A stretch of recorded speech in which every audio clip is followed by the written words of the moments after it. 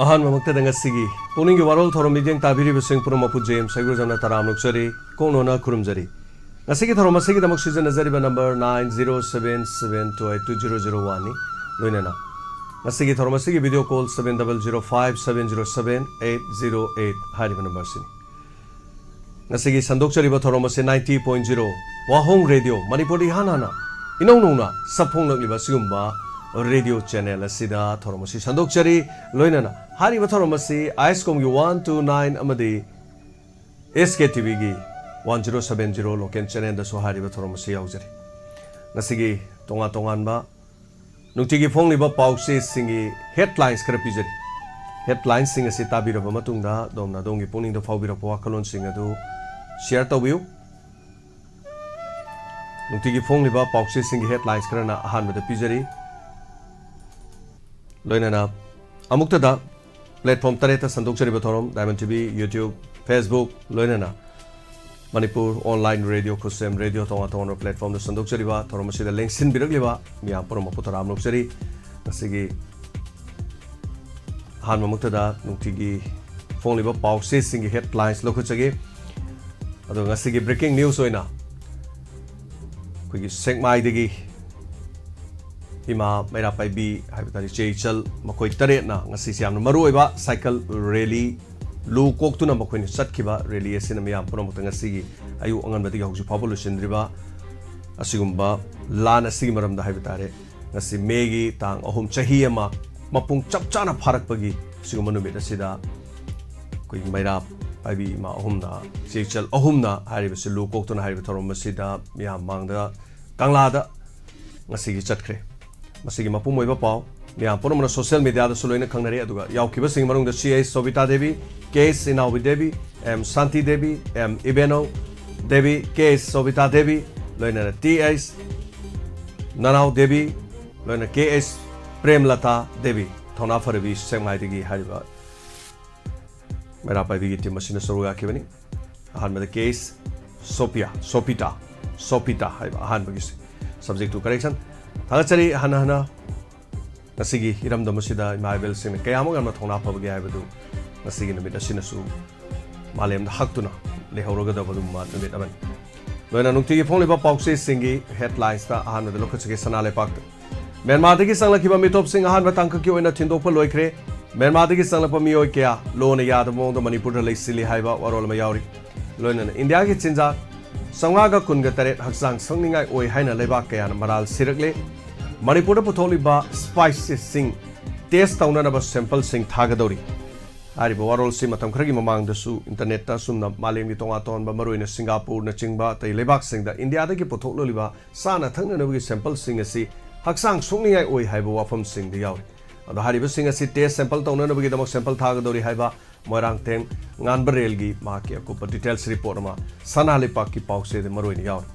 Salbong SBI branch tigi lupa lak tara manga lut taukre hairi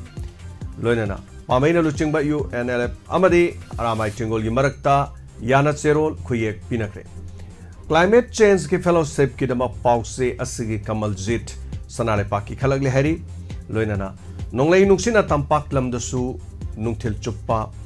Mai phangudre haiba mapau yari jiribam de yum ani mai tharamlo matungda mi punba thingkre jirigi mafam kharada combing operation chathakre yamlabu khulai kya su phagatkre kumja lising ani kungom doi mege ahum dagi hauraga thorokkiba kanglop ki irang hangan yenglubada mioi chani hena sikhi lising ama hena soki lising humpu hena lanjenaki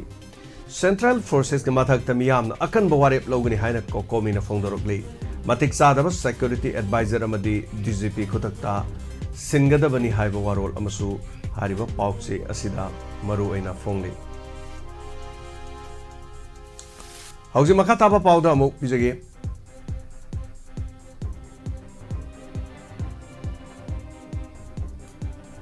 Padamgi headlines Tasu Asum the Yauri Madudi Memama said Humadraga Taret Hanbugina Kusina Krana CM Fondo Warol Loinan Ziri Tipai Muk Lambi Nam Takibadaki Faunadre, Chorachandpur SBI Bank Tigilupa Lakun Lutokre, Central Forcing Matakta Miamgi, Akan Baware Lorok Payai, Kokomina Fundo Powarol,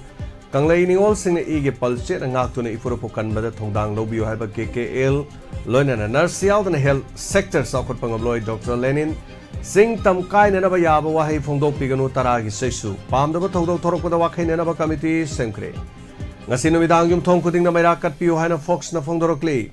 Loina Maite Sing delimitation Mamang the ST Chalhodra the Amokana Pukat Pangam Lorido Bomong the Marai Saiter can hide the WMC na Fondo Warol Yauri. Loinana Maite Singi lining Amadi Ma Imoinubu Karem na Palabak Tivani, Numit Karani, Manunda, Ukal the Changerton Wakal Taminaga, the Haibo Warol Musuyauri. Langaki Tong, Yaning the Botona Malem Tongana, Kongsat Satkadori, Haibo Warol Yauri. Loinana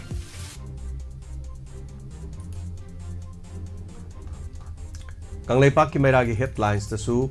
India Langaki Asan Mirai Naiva Toxil Kutak the Lep Trabudi Center enforcing Imataka Kanba. Warep Lorokpayai Kokomi. Ziribam the Maite Nupama Koki militants in a par of Matung the Puruga Tadoro Krehari, Makatana Operation Sataba the Bunker Taraga Nito Tugai Kre, Kulai Kayamarum Pagat Kre, Chorachan Puris BI Bank Tigilupa Lakun Low Krehari, Loinana. Nolai Nuxina Tobal District among Atakaya Tokre Haiba Pausi Yauri. Maite lining Amadi Ima Imoinu Karem Navalabak Tivani, Ukalna Pondoropa, Warol. Masigaloina Nunti Fongleva Pausi. Huyalan Paugi headlines the Su, Mapangan Kalaba, Logi Asama Court Singi District Sing the Yaudribra. Megatang home English singing Kungum the Holokibalan, Giman the Chorachan for the Bangalore Togi Todo, Amokasu Togla play.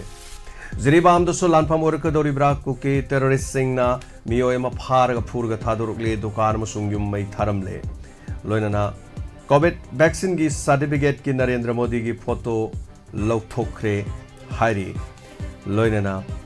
Look ki Thakta Yanatse Kuyak Pinanaba Pina Krehaba Charano Sarai Romana Pondoro Poro Yauri Tamai Bangi Mafamda Mafam Kangriba Tongam Apamagi Kongul Linanaba Governor na Chief Minister da Kanghan Krehaba Warol Loinana Lanchahi Ani Suhalagum Si Yunin Langana Kanaming Chambio Taragi Seisu Matangi Sahide di Chap Manabawa Kalona Pangtoksi Haiba Fox na Pondorogli Lanzena Rakibi Aikoi Punchi Super Relief Camp Taduk Tambiga Dori Bragwal Tabi the Kai Kunja Amana Fondo Powaro Loinana Manipur Chahi Ama Parakpa Lan Asin with a Pak Tokadaba Torum Singi Matang the Su Pauxi Sida Kumnayar Loinana Si Aroiva Pauxi Ponofongi headlines to Gimatanokachi in the Alangana San Mirai Nabalep Trabadi Miam Center for Skimatakan Bawari Bloropi Kokomi. Akan Manusina Mangata Tokre in a 37 or landslide Tokre Manipurda. Taramatoi, Napigani Tasi Taramatoi Power the Nong Sugadori. Marks Upasing na Noichidol the SBI, Sabung Brasi, Lupa Lakramalo Grave Yapau Yauri, Loinana Kungapasing Pavayaroi, Kulai Sulokopayaro had no Kongjang Sensincre. Loinan Etiga Pambega Yana Krabawaro, Nupitarena Cycle, Terry Lakadori have a Coxing Lema Youth Development Organization, KYDOG, Nupisina Awang Semi Coxing Lemana, Sinduna. Ayutan Nupitare na Sekmai di Impal Kang Lagi Western Get Found the Santi Puba Paujel Cycle Ready Lakadori Haiba Warola Singa Si Ayuta Chakre Loinana Songtam Narendra Assam Minitigan Money Gatan Kalam List Award Pikre Hari Loinana Delhi Press Conference some of the man Kiva Maite Kontrama to Pangamina Wapil Tokre Kotuna Kangpopi the district Total Sadown Tokre Mapong Kayata Tongan Tim the Palan Kayata Wadori Haiba Warola Siga Loinana Saina the highway kinta the Mio Nifuga Nipan Lake Hidre, Space the Kulai Tambating Ravarasiana UN resolution Putokre. Israel na Gazadagi Pakiba Palestine Humpuga Mari Tadokre, Gazagi land Sikiba Mima Sing Haujupa the Lising Kuntraga Mariga Changaga Humpunipan Yokre. US na Russiagi Mataka sanction Tamjin Kre Haiba Warol Yauri. Masini, Mutiki Poniba Pau says in the headlines the Yauriba Wafam Sing, Loinana. Sige Toromasi Makatarak with the Miamna, pulling the Pobir of Wakalon sing Seattle than a Fontopio. When a screen do cherry basi, we sing my gi. I see really do the Yaukiba, we my well sing Aduni, Aduga, Hari Basi, I see release Atuna Kanglada Chatkraba, Habatari Kaujing lay my youth development organization gi KYDO gi Ruma, Sinmi, Tommy Antony. Hanba Kolo Kuchari. Hello. Hello. Good afternoon, Yamba. No, report to Haridas Yamba. Haridas Taram Luxury Tapi. Yambusu, Kaikmusari Amadi, Lavin TV, Hong Radio, Lituan Tomatan, and the Tabi Yimbi, quite so Haridasna, Icon on the Kurumjari, Kaikumsari. Yamangasi, I'm not putting sopa, I'm a hypertari, Manipur, see who give it, make it, Mamang taking make only hope, Lana, Tekina, and do it on the Punwakan Sarang, but soon of Kandaba, Waba, any angle could him, Waba, and do where the Yamako. I don't see who gives my Imatarena, Yamna, Piedaba, I'm not Punopona, who is some look of Tokana, Kalabu Consataki, so in my Tepusu, in the Sazina, Kaiku, Cherry. I do Landigi, I think in a Wakalitandi Marosida, Saki, COVID Estrajanakagi, Yamba COVID Baxingi, Sigi, Infection of Bill Cotting, Topagi, Yamna, Barrel in the Warol, the Sina Hena, Kapiva, usually the Hena, Pumatam Hena. Power brand is a do Yama who say we get social media, Hana Pumatuna, Bidamer test, and I'm a high Yama. Bidamer test already the normal, natural log, Makadan, Abi result would have another positive to result to positive or Gadimadu, a blood cotton topic translate, a do camber, positive trigger, high level result Pulagadi. Comprehensive ultrasound, the Samaton has she came the Chumba, Wafum have Yamba, who you may never healthy authority number same thing, Niam the photo period, she is out of the COVID vaccine Kapiva, usually and the putting later have to work again, Tanzavayam, do Hajageton. Housemakti, Lengaki, my Kadigi, Madumak Chapsaba, to Mufonto Palati, that's when social media, the Pangana was the Gamta Dredu. Karigumasu and Hargadeling, Dumadu Dita, Lorcani Hatare. Madu Sigum Gap to Topio, Sigum Testa, Odu Harakan, Husiki, Makugi, my Kadig, the Makarimata Latri, Hiba Sulady, Layrambo, Eregas Losalagatam, Dusicarino. Madu Dungainaki, the Mayamna Kitan, young Kanotoman Berkali, Pakat Pasicatuman, Branacalitare. Madame de Hosico, Malam the Capkiba Misi, a capta of Dipanam later, Moya, Zeriba, Capkibo, Capta Bogasi. Aduna, Chito Hargadi, 98% did Hida Capcrum neighbor. At the Tauradi Loin Togani to Moy, is a me lak, Amagimanum, the meat Tarada, Topi, I can highway one, Bipun Kodimuta, you are Sonati, the Hoy, Tauraga di Carito with the Gabado. Maro in a wall head or nice and lady, Indiagi Sotomato and Lomasigi Shirum Company, Lacing Sina, Maquina dum Hirakan in a Cali, Hosiki Maquina Hirak Triban in a Maduikoi, Yamna Kanato with me, Pibacy, Karangan and Brana Kaledubu, Tolagadi, my Apurama, pull up Lepakani Barat Yam Grabani, Suyam Graba. Lady Belupa, me crore, Kia, lady was in Haitari. Look, Coloma Lakani, the Hosipa, take a back in Kim Lacro Cosida, so send me that the Panga never see a young man burn a Kalegi Wakanda. Anyway, I'm not also Ruben Yamba, Nasikin, Missida, Lake the Batoba, Toby, who Iripa in the Kanabagi, Tawan Ponat, Pig of a total you, Sinkalet in the Kaikun about several layers. I think he the D, Tuanda, Chisos in a Sibi, but Mammy Tuantoma, Tolaga, Amatorga. Mami to the Tolaga observation, they had a Traga, who Kaikunova, it comes a Mapam Matada, Mapam at the Panama, who gave me to Chaman about Mapam the Torga, Puna Pantomina Vaduna, Hena, Toba, Tobishin Duna Hena, Tomo Pingan and around it. Tanzariam. Tagacheri, Vedas. Sorga Vera Padaga, Pondo Piraliva from Sida. Tangi Colorada, Kotong Saba Pizeri. Hello. Hello, Sergeants. Tarabok City. The Champuriki Pira. Sergeants, was he make it on whom Lakusta, Kaubungam Loreda, Quaki Manipurgi history that a Mubukali in a year, like Horgoto by Quaki, Sahi, Puzzle by Quaki Cookie Metikilansko. May whom Lakusta, a Quaki Akitu, Paugiba, Yamatam Tibo Monda, Kamaudana, Mihat Mipun Kayama, Muikayama. Likim the Southern from Norga, Mio, Mama, Pa, the Gim Mama, Masaka, Kainakiba, Adugum, Tanchiraba, Uki, Hobasina, and Togiba, immigrant migration, refugee combustion, like Quaki, Ipa, Punasahika, the Gi,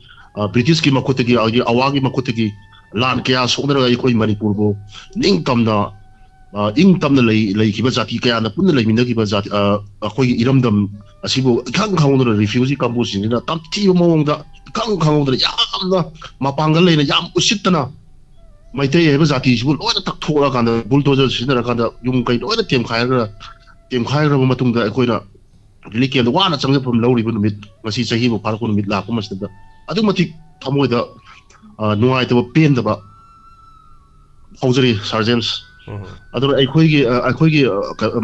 Maitation or become the so Equigi cookies in but no more Hensley international platform that European country Iwinogi Kanogi platform see the Mokoina cookies in Mokogi Kariagan illegation Mayama appropriate Bayama with the Patamayama no Sang Hensley Equigi Metigi Sataki Equigi Lisipria the Equigi Tamo Krasmatogo like international platform that Yabudi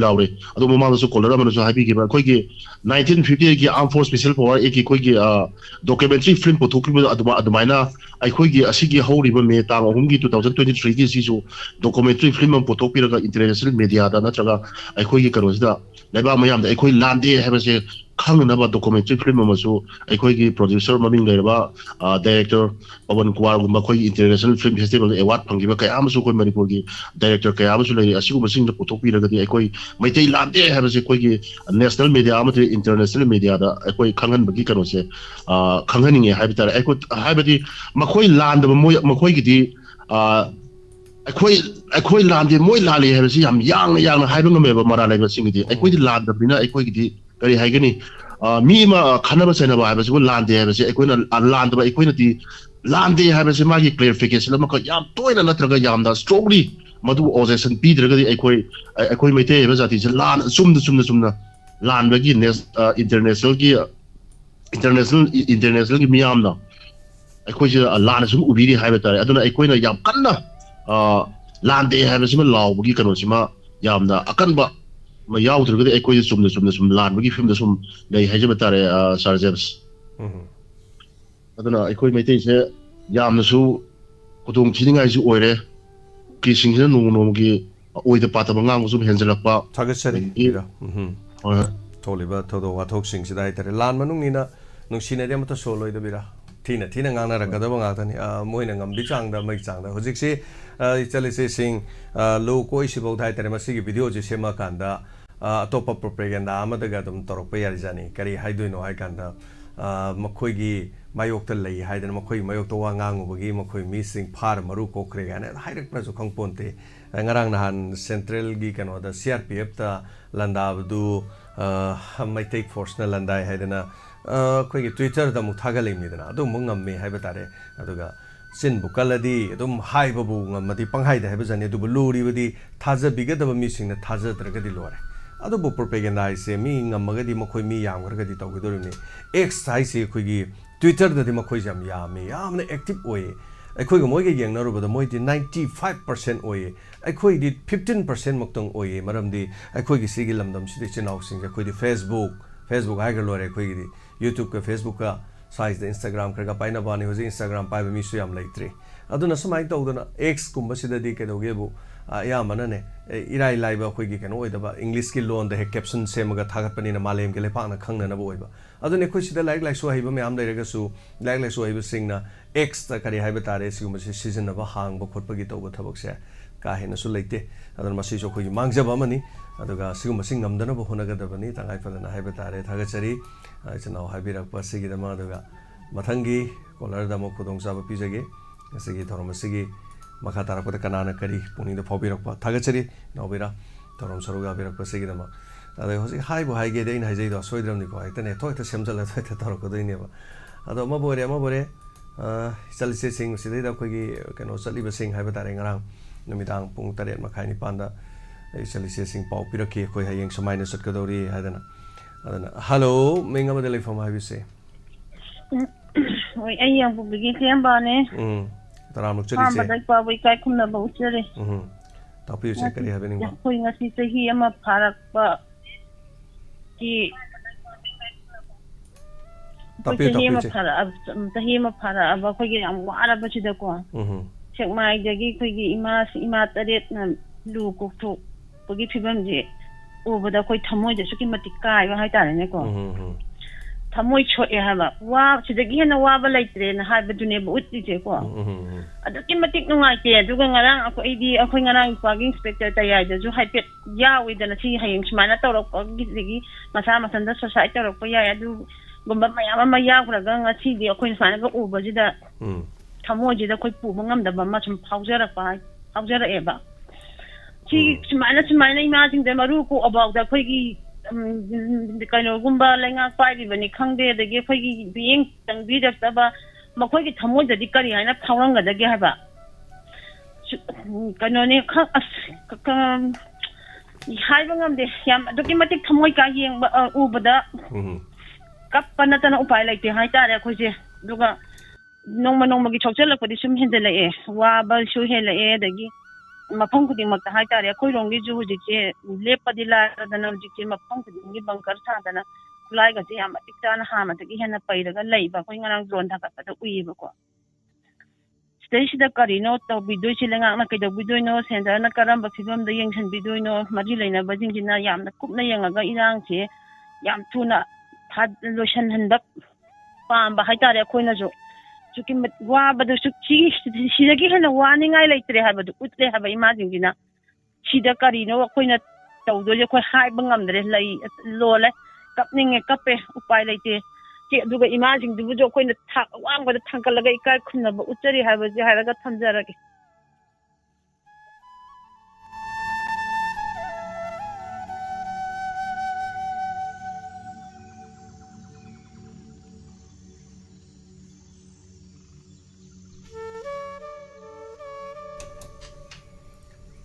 ꯁꯔꯨꯛ ꯌꯥꯕꯤꯌꯨ ꯐꯣꯡꯗꯣꯛꯄꯤꯌꯨ ꯑꯗꯣꯝ ꯑꯗꯣꯝꯁꯨ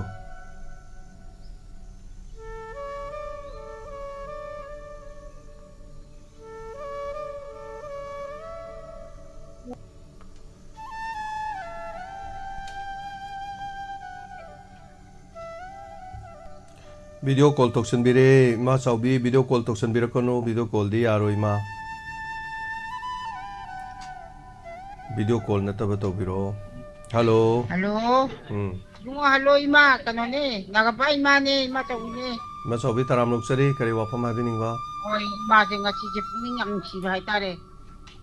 ka tapiyo ngasi sahi ma pharak ko sida khoi ngo karo ngamana ka ngasai intuk ka paujien mayam ma gi wa gi mayam ga liba adagi sahi ma pharak abasida khoi si karim te ngasi rok de kan tawbi na adu gumbagi khalubada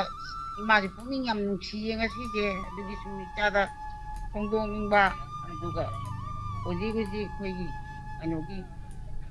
oi mata je mayam khongdok pi here ko on pi su ꯆꯠꯄꯗꯨꯁꯨ ꯅꯨꯡꯉꯥꯏꯇꯦ ꯑꯗꯨꯒ ꯅꯍꯥꯟ ꯒꯥꯔꯤ ꯊꯧꯖꯤꯜꯂꯒ ꯍꯦꯛꯇ ꯀꯥꯡꯒꯣꯡ ꯃꯌꯥꯗ ꯂꯩꯗꯅ ꯑꯩꯈꯣꯏꯒꯤ ꯀꯨꯝꯕꯤꯒꯤꯗꯣ ꯑꯗꯨꯛꯀꯤ ꯃꯇꯤꯛ ꯌꯥꯝ ꯊꯤꯅ ꯂꯥꯛꯅꯕꯤꯕꯒꯤ ꯃꯑꯣꯡꯗ ꯇꯧꯕꯗꯣ ꯏꯃꯥꯁꯤ ꯌꯥꯝ ꯄꯦꯟꯖꯗꯕ ꯌꯥꯝ ꯅꯨꯡꯉꯥꯏꯖꯗꯕ ꯃꯌꯥꯝ ꯄꯨꯝꯅꯃꯛꯁꯦ ꯄꯦꯟꯕꯤꯔꯝꯃꯣꯏ ꯅꯨꯡꯉꯥꯏꯔꯝꯃꯣꯏ ꯑꯗꯨꯕꯨ ꯉꯁꯤꯒꯤꯁꯤꯗꯤ ꯏꯁꯥꯁꯦ ꯃꯌꯥꯝꯒꯤ ꯅꯨꯃꯤꯠꯇꯒꯤ ꯉꯁꯤꯒꯤ ꯅꯨꯃꯤꯠꯁꯤꯅ ꯏꯃꯥꯗ ꯊꯃꯣꯏ ꯌꯥꯝ ꯁꯣꯛꯄ ꯅꯨꯡꯉꯥꯏꯇꯕ ꯌꯥꯝ ꯄꯨꯛꯅꯤꯡ ꯅꯨꯡꯁꯤꯕ ꯑꯃꯁꯨ ꯄꯣꯛꯄ ꯌꯥꯝ ꯀꯞꯅꯤꯡ ꯂꯥꯎꯅꯤꯡꯕ ꯀꯔꯤ ꯍꯥꯏꯅꯤ ꯌꯥꯝ ꯅꯨꯡꯁꯤꯕꯗꯣ ꯇꯧꯋꯦ ꯏꯃꯥꯁꯦ ꯑꯗꯨꯒꯤ ꯏꯆꯥꯗ ꯁꯨꯝ ꯊꯨꯕ ꯃꯇꯝꯗ ꯃꯁꯤ ꯁꯦꯟꯇꯔꯅ ꯃꯤꯠꯌꯦꯡ ꯆꯪꯕꯤꯌꯨ ꯍꯥꯏꯅ ꯑꯩ ꯁꯨꯃꯥꯏꯅ ꯑꯗꯨꯝ ꯍꯥꯏꯖꯒꯦ ꯑꯝꯇ ꯐꯕ ꯑꯣꯏꯍꯟꯕꯤꯔꯣ ꯍꯥꯏꯅ ꯇꯥꯏꯕꯪꯄꯥꯟ ꯁꯦꯝꯕꯤꯔꯤꯕ ꯂꯥꯟꯗꯕ ꯑꯩꯈꯣꯏ ꯃꯩꯇꯩꯅꯤ ꯂꯥꯟꯗꯕꯁꯦ ꯑꯃꯨꯛ ꯂꯥꯟꯁꯤ ꯂꯣꯏꯗ꯭ꯔꯤꯕꯅꯤꯅ ꯑꯩꯈꯣꯏ ꯃꯥ ꯑꯐꯕ ꯑꯣꯏꯔꯣꯏꯗꯧꯔꯤꯕꯅꯤ ꯀꯔꯤ ꯍꯥꯏꯒꯗꯧꯔꯤꯕꯅꯣ ꯏꯃꯥꯅ ꯋꯥꯖꯕꯒꯤ ꯍꯥꯏꯇꯥꯔꯦ ꯏꯃꯥ ꯍꯣꯏꯅ ꯂꯥꯟ ꯂꯣꯏꯁꯤꯟꯕꯤꯌꯨ ꯍꯥꯏꯁꯦ ꯏꯃꯥ ꯂꯥꯟꯁꯤ ꯃꯣꯏ ꯁꯣꯝꯗꯒꯤ ꯅꯣꯡꯃꯩ ꯀꯥꯞꯄ ꯁꯨꯡꯂꯦꯞ ꯂꯦꯞꯇ꯭ꯔꯤ ꯂꯥꯟꯁꯤ ꯀꯃꯥꯏꯅ ꯂꯣꯏꯗꯣꯏꯅꯣ ꯏꯃꯥ ꯆꯨꯝꯃꯤ ꯏꯃꯥꯅ ꯇꯥꯛꯄꯤꯔꯤꯗꯣ ꯁꯦꯟꯇꯔꯅ ꯇꯉꯥꯏ ꯐꯗꯅ ꯍꯥꯏꯇꯥꯔꯦ ꯑꯗꯣ ꯍꯧꯖꯤꯛꯁꯤ ꯏꯂꯦꯛꯁꯟ ꯍꯦꯛ ꯂꯣꯏꯕꯒꯅꯦ ꯌꯥꯝ ꯆꯥꯟꯁ ꯌꯥꯝꯅ ꯋꯥꯡꯅ ꯂꯩ ꯃꯇꯝ ꯈꯔꯒꯤ ꯑꯣꯏꯅ ꯃꯅꯤꯄꯨꯔ ꯁꯔꯀꯥꯔ ꯎꯊꯥꯏꯈꯤꯕ ꯑꯗꯨꯒ PR ꯄ꯭ꯔꯦꯁꯤꯗꯦꯟꯠ ꯔꯨꯜ ꯁꯣꯏꯗꯅ ꯂꯥꯛꯄ ꯌꯥꯕꯒꯤ ꯆꯥꯟꯁ ꯌꯥꯝ ꯋꯥꯡ ꯂꯩ ꯄ꯭ꯔꯦꯁꯤꯗꯦꯟꯠ ꯔꯨꯜ ꯊꯝꯖꯜꯂꯛꯑꯦ ꯍꯥꯏ ꯀꯥꯟꯗ ꯍꯥꯏꯗꯤ ꯀꯔꯤꯒꯨꯝꯕ ꯋꯥꯔꯅꯤꯡ ꯑꯃ ꯇꯧꯔꯛꯄ ꯌꯥꯏꯀꯣ ꯃꯣꯏꯒꯤ ꯁꯤ ꯅꯥꯀꯟꯗꯒꯤ ꯋꯥꯔꯣꯏꯁꯤꯟ ꯄꯤꯅꯁꯤ ꯋꯥ ꯉꯥꯡꯅꯁꯤ ꯂꯥꯟ ꯂꯦꯞꯄꯨ ꯈꯣꯠꯂꯨ ꯍꯥꯏꯕ ꯁꯦꯟꯇꯔꯅ ꯍꯥꯏꯔꯛꯄ ꯌꯥꯏꯑꯕ ꯍꯥꯏꯔꯤꯕ ꯋꯥꯐꯝꯁꯤꯒꯤ ꯃꯇꯨꯡꯗ ꯃꯁꯤꯒꯤ ꯃꯇꯨꯡꯗ ꯍꯥꯏꯕ ꯇꯥꯔꯦ ꯄ꯭ꯔꯦꯁꯤꯗꯦꯟꯠ ꯔꯨꯜꯒꯨꯝꯕ ꯊꯥꯛꯅ ꯊꯝꯖꯜꯂꯛꯄ ꯌꯥꯏ ꯑꯗꯨ ꯊꯝꯃꯛꯑꯒꯗꯤꯅꯦ ꯅꯥꯛ ꯑꯅꯤꯃꯛꯁꯤ ꯁꯣꯝꯒꯤ ꯇꯧꯔꯁꯨ ꯁꯣꯝꯒꯤ ꯇꯧꯔꯁꯨ ꯈꯔ ꯇꯛꯁꯜꯂꯀꯥꯟꯗ ꯍꯥꯏꯕ ꯇꯥꯔꯦ ꯑꯗꯣ ꯍꯧꯖꯤꯛ ꯑꯩꯈꯣꯏ ꯄ꯭ꯔꯦꯁꯤꯗꯦꯟꯠ ꯔꯨꯜ ꯂꯩꯇ꯭ꯔꯤ ꯐꯥꯎꯗ ꯑꯩꯈꯣꯏ ꯁ꯭ꯋꯥꯏꯁꯤꯗ ꯍꯧꯖꯤꯛ ꯐꯥꯕ ꯄꯨꯟꯕ ꯍꯧꯒꯠꯂꯕꯅꯤꯀꯣ ꯑꯗꯩ ꯈꯔꯗꯤ ꯂꯨꯏ ꯍꯥꯏꯇꯥꯔꯦ ꯑꯗꯨꯅ ꯌꯥꯝ ꯂꯨꯈ꯭ꯔꯦ ꯑꯗꯨꯕꯨ ꯀꯩꯒꯨꯝꯕ ꯈꯔꯗꯤ ꯁꯣꯏꯗꯅ ꯂꯥꯛꯑꯅꯤꯅ ꯊꯥꯖꯩ ꯑꯗꯨꯒ ꯑꯩ ꯃꯊꯪꯒꯤ ꯑꯣꯗꯤꯑꯣ ꯑꯃꯇꯪ ꯎꯠꯆꯒꯦ ꯁꯤꯅꯥꯝ ꯈꯨꯜꯗ ꯂꯩꯈꯤꯗ꯭ꯔꯕ ꯈꯨꯟ ꯉꯥꯛꯄ ꯑꯊꯧꯕ ꯂꯥꯏꯁ꯭ꯔꯝ ꯄ꯭ꯔꯦꯝꯒꯤ ꯂꯥꯟꯅ ꯊꯧꯔꯝꯒꯤ ꯃꯇꯦꯡ ꯑꯣꯏꯅꯕ ꯂꯨꯄꯥ 4,000 ꯒ ꯂꯣꯏꯅꯅ aduga changdaba yadaba polam kaya LMG Manipur na mateng pangkre premgi sarep kangdong phadriba class 3 tamnaba macha KG2 tamba masa amaga mahake loina biga lehori sahi pharaba lan asida Imale baki damak thawai na ponta pikraba thoba umnamak LMG Manipur ni kai khumna bo chari haidana LMG gi mai ke ri su tapiri duga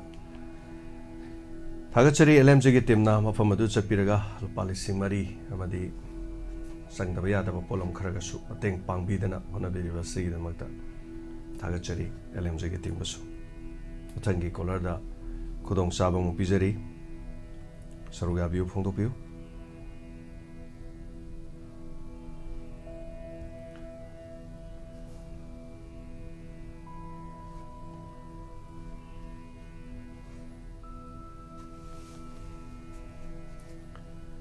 ngasi kun ngakpa soktuna leiriba kongkham tondon bagi ma ki video mate ma semjari video simyam yengbirakanda ai thorom silur matungda thagacharake mayam su yengbiu lan sina sething phanglaba sokpa naba kya marum leitaba nate yengminasi hello good afternoon sir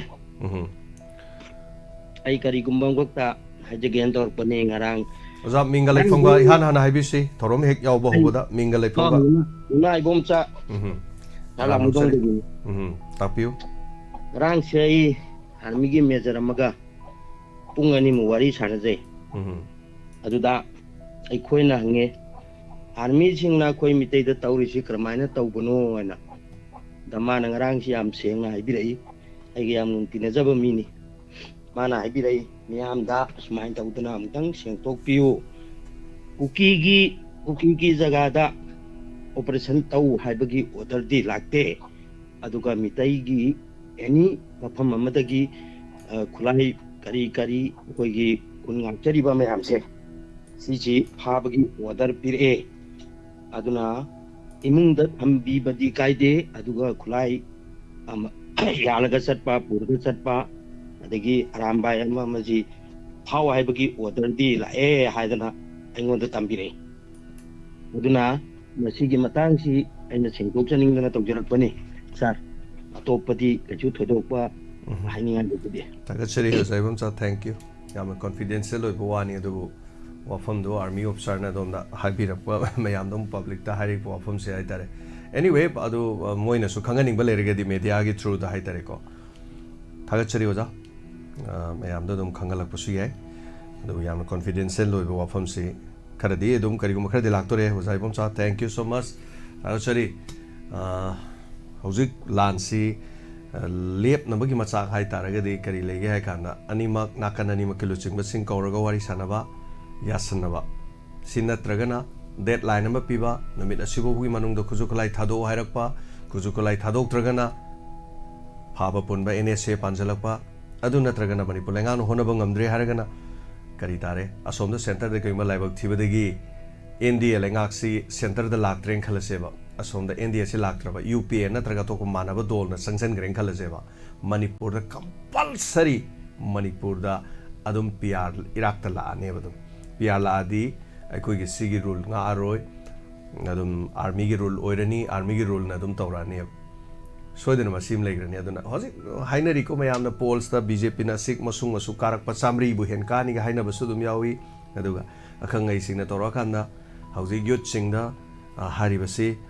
BJP da laktaba ya youth singi aduga leiriba ko gi thonga thonga state leiriba singsi habatare sida singe karak taba singe kaban pana da poll exit poll to so exit poll su tawi yaro habagi supreme court ki kano thing masu legre ko maraks to khoi wa hairuba yamna lui tawbudu bo khoina haidraga su hariba thodok sing ase aikhoi gi tung sida thokado bugi ngai dun leire ana election gi result ki matung ina kari gum khali soi lani hoi India dum haleng khalase BJP dum hala khasu BJP ne dum pai banina makhoina matam khar gi irang si laksan na ba Manipur gi sarkar ju uthairaga thamaga Manipur gi thoi bi irang si loisin bo hona ba matek khar gi oina PR si kari gum lei taraba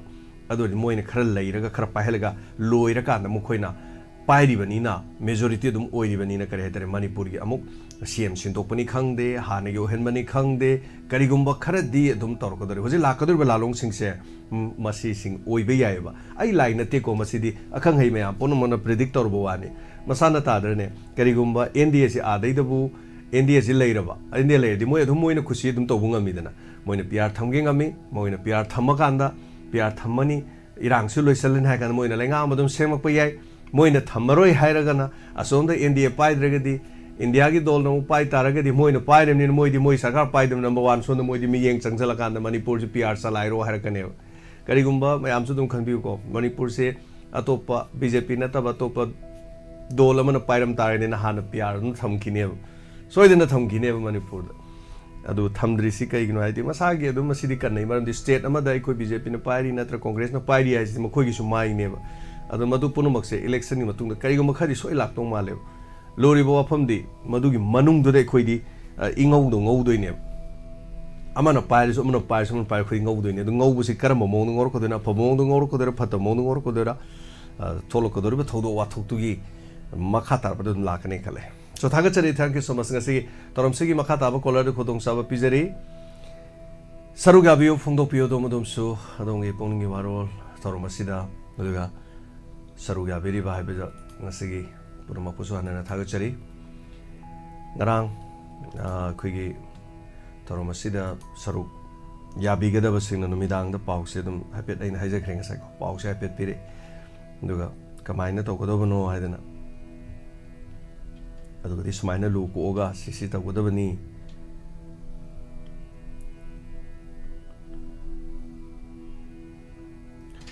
hello hello तराम लोकसरी होय होय मिंगा लेफंग हाइबियो ओ sir number से अजी change तौरबा इधर तुम तौगरपने number change तौजब लेजदे number number से अदम आई साना पाइजब number ने तापियो करी हाइबनिंगबा ककिंदगी ने कना तुम भी कौयो तापियो करी वाफम हाइबनिंगबा ओ ngasi di akoi su mi gi ahung gi nongai ta ba oina akoi ju baza gi na walai gi ta akoi budau na la han ba gi da na pami dura wa pam amana sar gi sector ta so dum nongai je na mara ma gi ta ba mu phamu dare nung nu ti ta ba da adagi wa pam amana ngarang di ima ma ya amana phone to pa do ta yam nongai ja ba ma sin du na koina tum ta ba si da yam nungai ba ni na ima mayam amama to po ta na pungnin ti yam pin ja ba ma sing mayam ji he phone to to ba ni ta di nungai ja de ba ima mayam phone to ka na wa khan de oh ma sin tin na hal o su ya thawa yang na to je mo khala ga nungai ja ba ji phung lu ta ge da la ro pa ni sa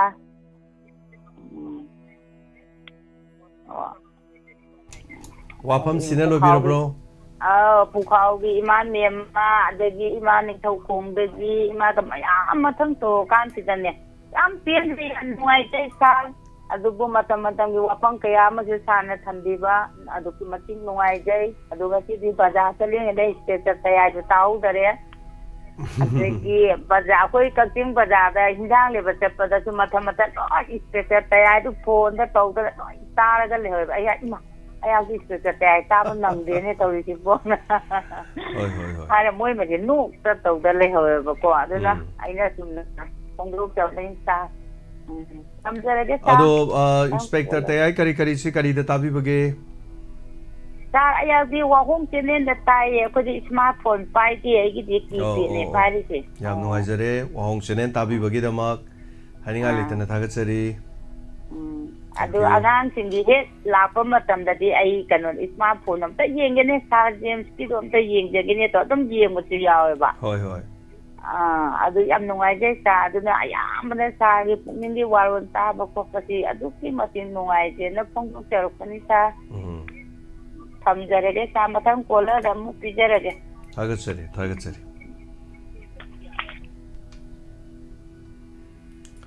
ngarang numidang haiba tare koi rally satkadori lu koktoga haidana ngarang am nganna pause pibirakpani ana ngasigi lu kokiba sing haijaba tare dogi team duni ngasigi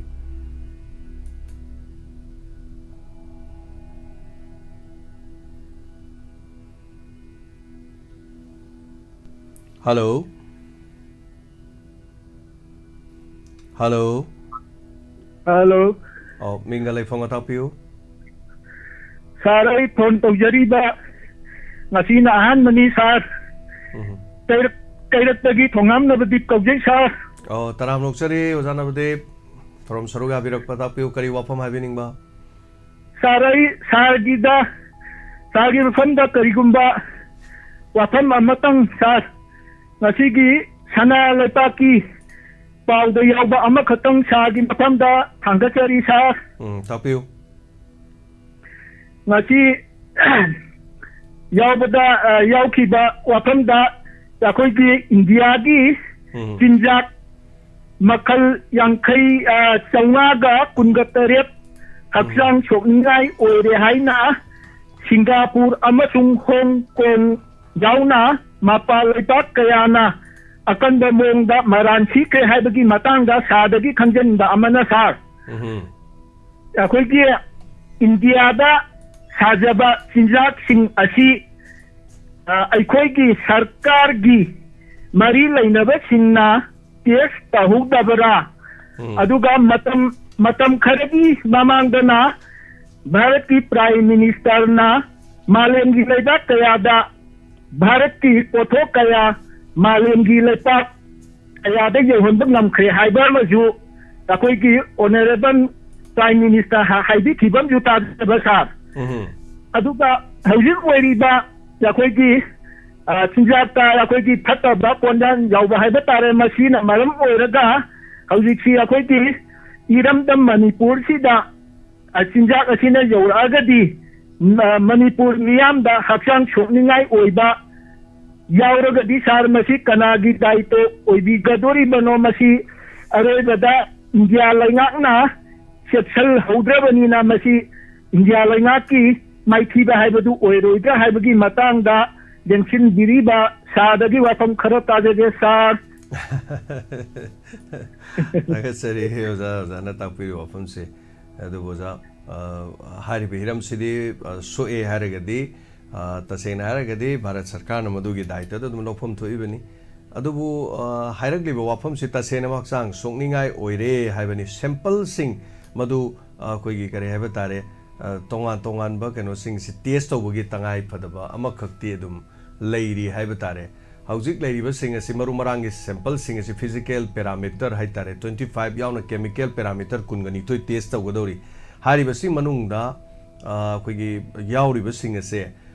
crude fiber adi argemon se koi mausa hangam thawde yawi argemon yawi haibagi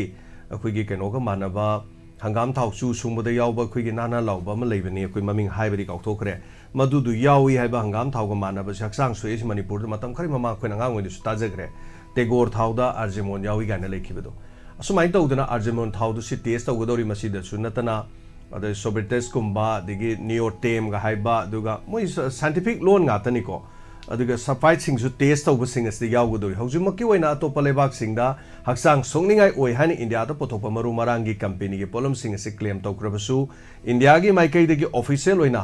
haksang sohan gani haina phongdok puse makhoi gi maikai di karim leitriba aduragadi loina na hojik hariba company as gi maikai degi su haksang songningai oide haidana phongdok ki balere maru oina koi MDS ki keno si yamna chai koi India gi manungda ai swai di kharabu phai hai tare maya maru marang keno to buje koi local gi hinguma keno gumba di zira guma suraga koi ne sajaba se sine budi khwai phai masina taba packet ta lakpo already adagi company gi lakpo sing se masidi phababu orsu phatabu orsu khudi am seng haridi moigi garam masala gai du sa hinjang thakchan mada yen thongba nga thongba thade ai di thakpiru no dum hai manam mamna me haina de na ai khoi sidai da sing chanam ade mariba phadigom kari sigumba tawraga dum khara thakpa haribo khara hapa chanam tilo hapa sidi masidi thodopa keno de leibunati adubu ai khoi gi hujik phange hariba poching ase mapa leibak ta thadok liba haiba mamaroina mapa lebakta thadokpa chamga kun teret haksang sungningai oi pokchak kamarum yaure habsi Singapore amasung Hong Kong ni inong nong hantak khakta mapa lamda phongba pauche singda yam si yaw khramni khoi Dr. Gilbert nasu nong phongdo khramni European Food Safety Authority habsina chinjak sing se haksang sungningai oi haina phongdo khram matungda Manipur yauna mafam se chinjak kharada cancer pohan ba yaba masak sing yawbra khangdok nana ba hayeng dagi sample sing loba horagani haiba khoi Manipur dagi su aduga hari basing se Manipur potholi ba spice sing se gi jo sample du cancer thon ba yaba masak yawbra thidongna ba khongal aba sample sing ado Maharashtra gi food testing lab amada thana na ba thorang tawri ba aduga India gi maming leira ba maru marangi company ani na pothok ba polam khara Hong Kong abadi Singapore da chingnani ngai oi haiba wafam se matam khara gi mamangda moina su phongdok khiba leibani adu masi Food Safety and Standard of India gi fasai gi madu khoi gi moina sil piri ne do fasai ne pi tar gi test tok don kamai piri no adegi di haksang su ekhang khang na kari gi kamai na miyam da phangali no haibina chingmasi la adi madu gi daita di Bharat Sarkar lo tam ni maram di Food Safety and Standard of India IC government ki makha da leba company ni makhoina lo ta bane adi yam kuina thamba yana na bagi damak to khoi gi polam sing ase khoi packet che kam kuina masi po che kam kuina leira bage kam kuina khoi dukan da leira ge ase kuina leiba yana na moina madai da ethynyl haidan ethynyl oxide ase sang hena dum hapchan ba haitare samna da khoi nga kokta haise khoi nga kokta sar ji yum da nga thong ngasi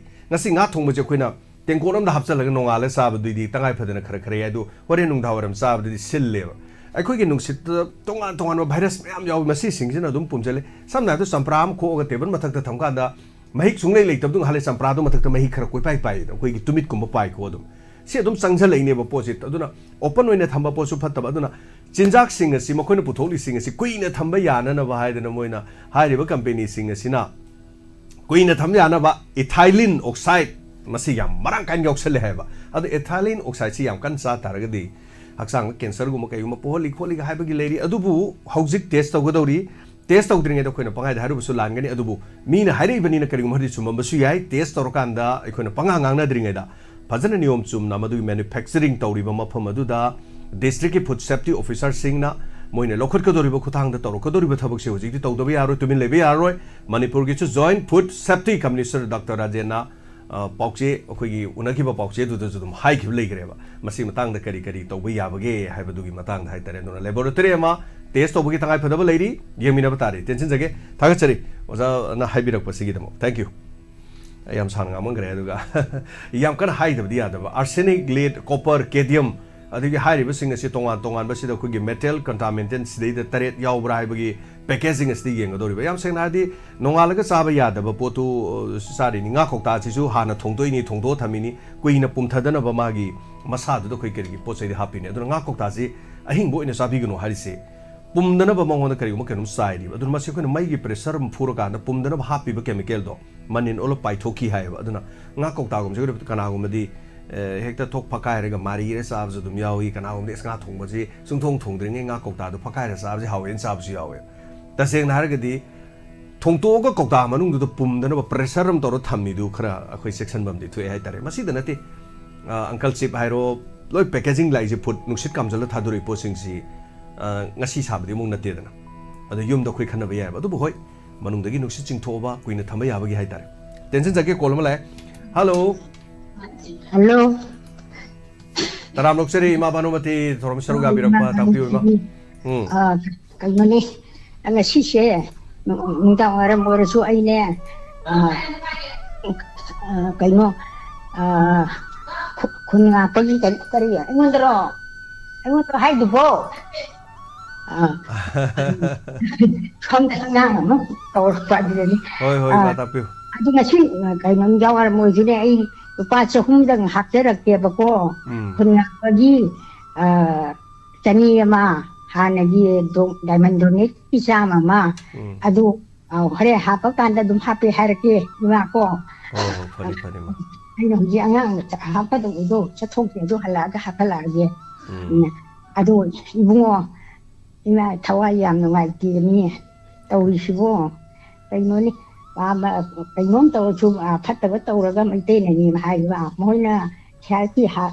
la ju ai te ni hai ba Ujung biar lu tahu di basing si, kalau dah aku mari kat sore, ada sebalik yang ni hari kadang lu situ. Masih ni ibu 저 상하이 해보신 게 혼자 할배지 그 중도우리 카르디 봉도부야 들어가리 따디고 이제 뒤에 내가 교환이 양 하루 누가 이만 하인범 땅내네 정말나 하이를 불려고 뭐야 강하이지 하이를 이고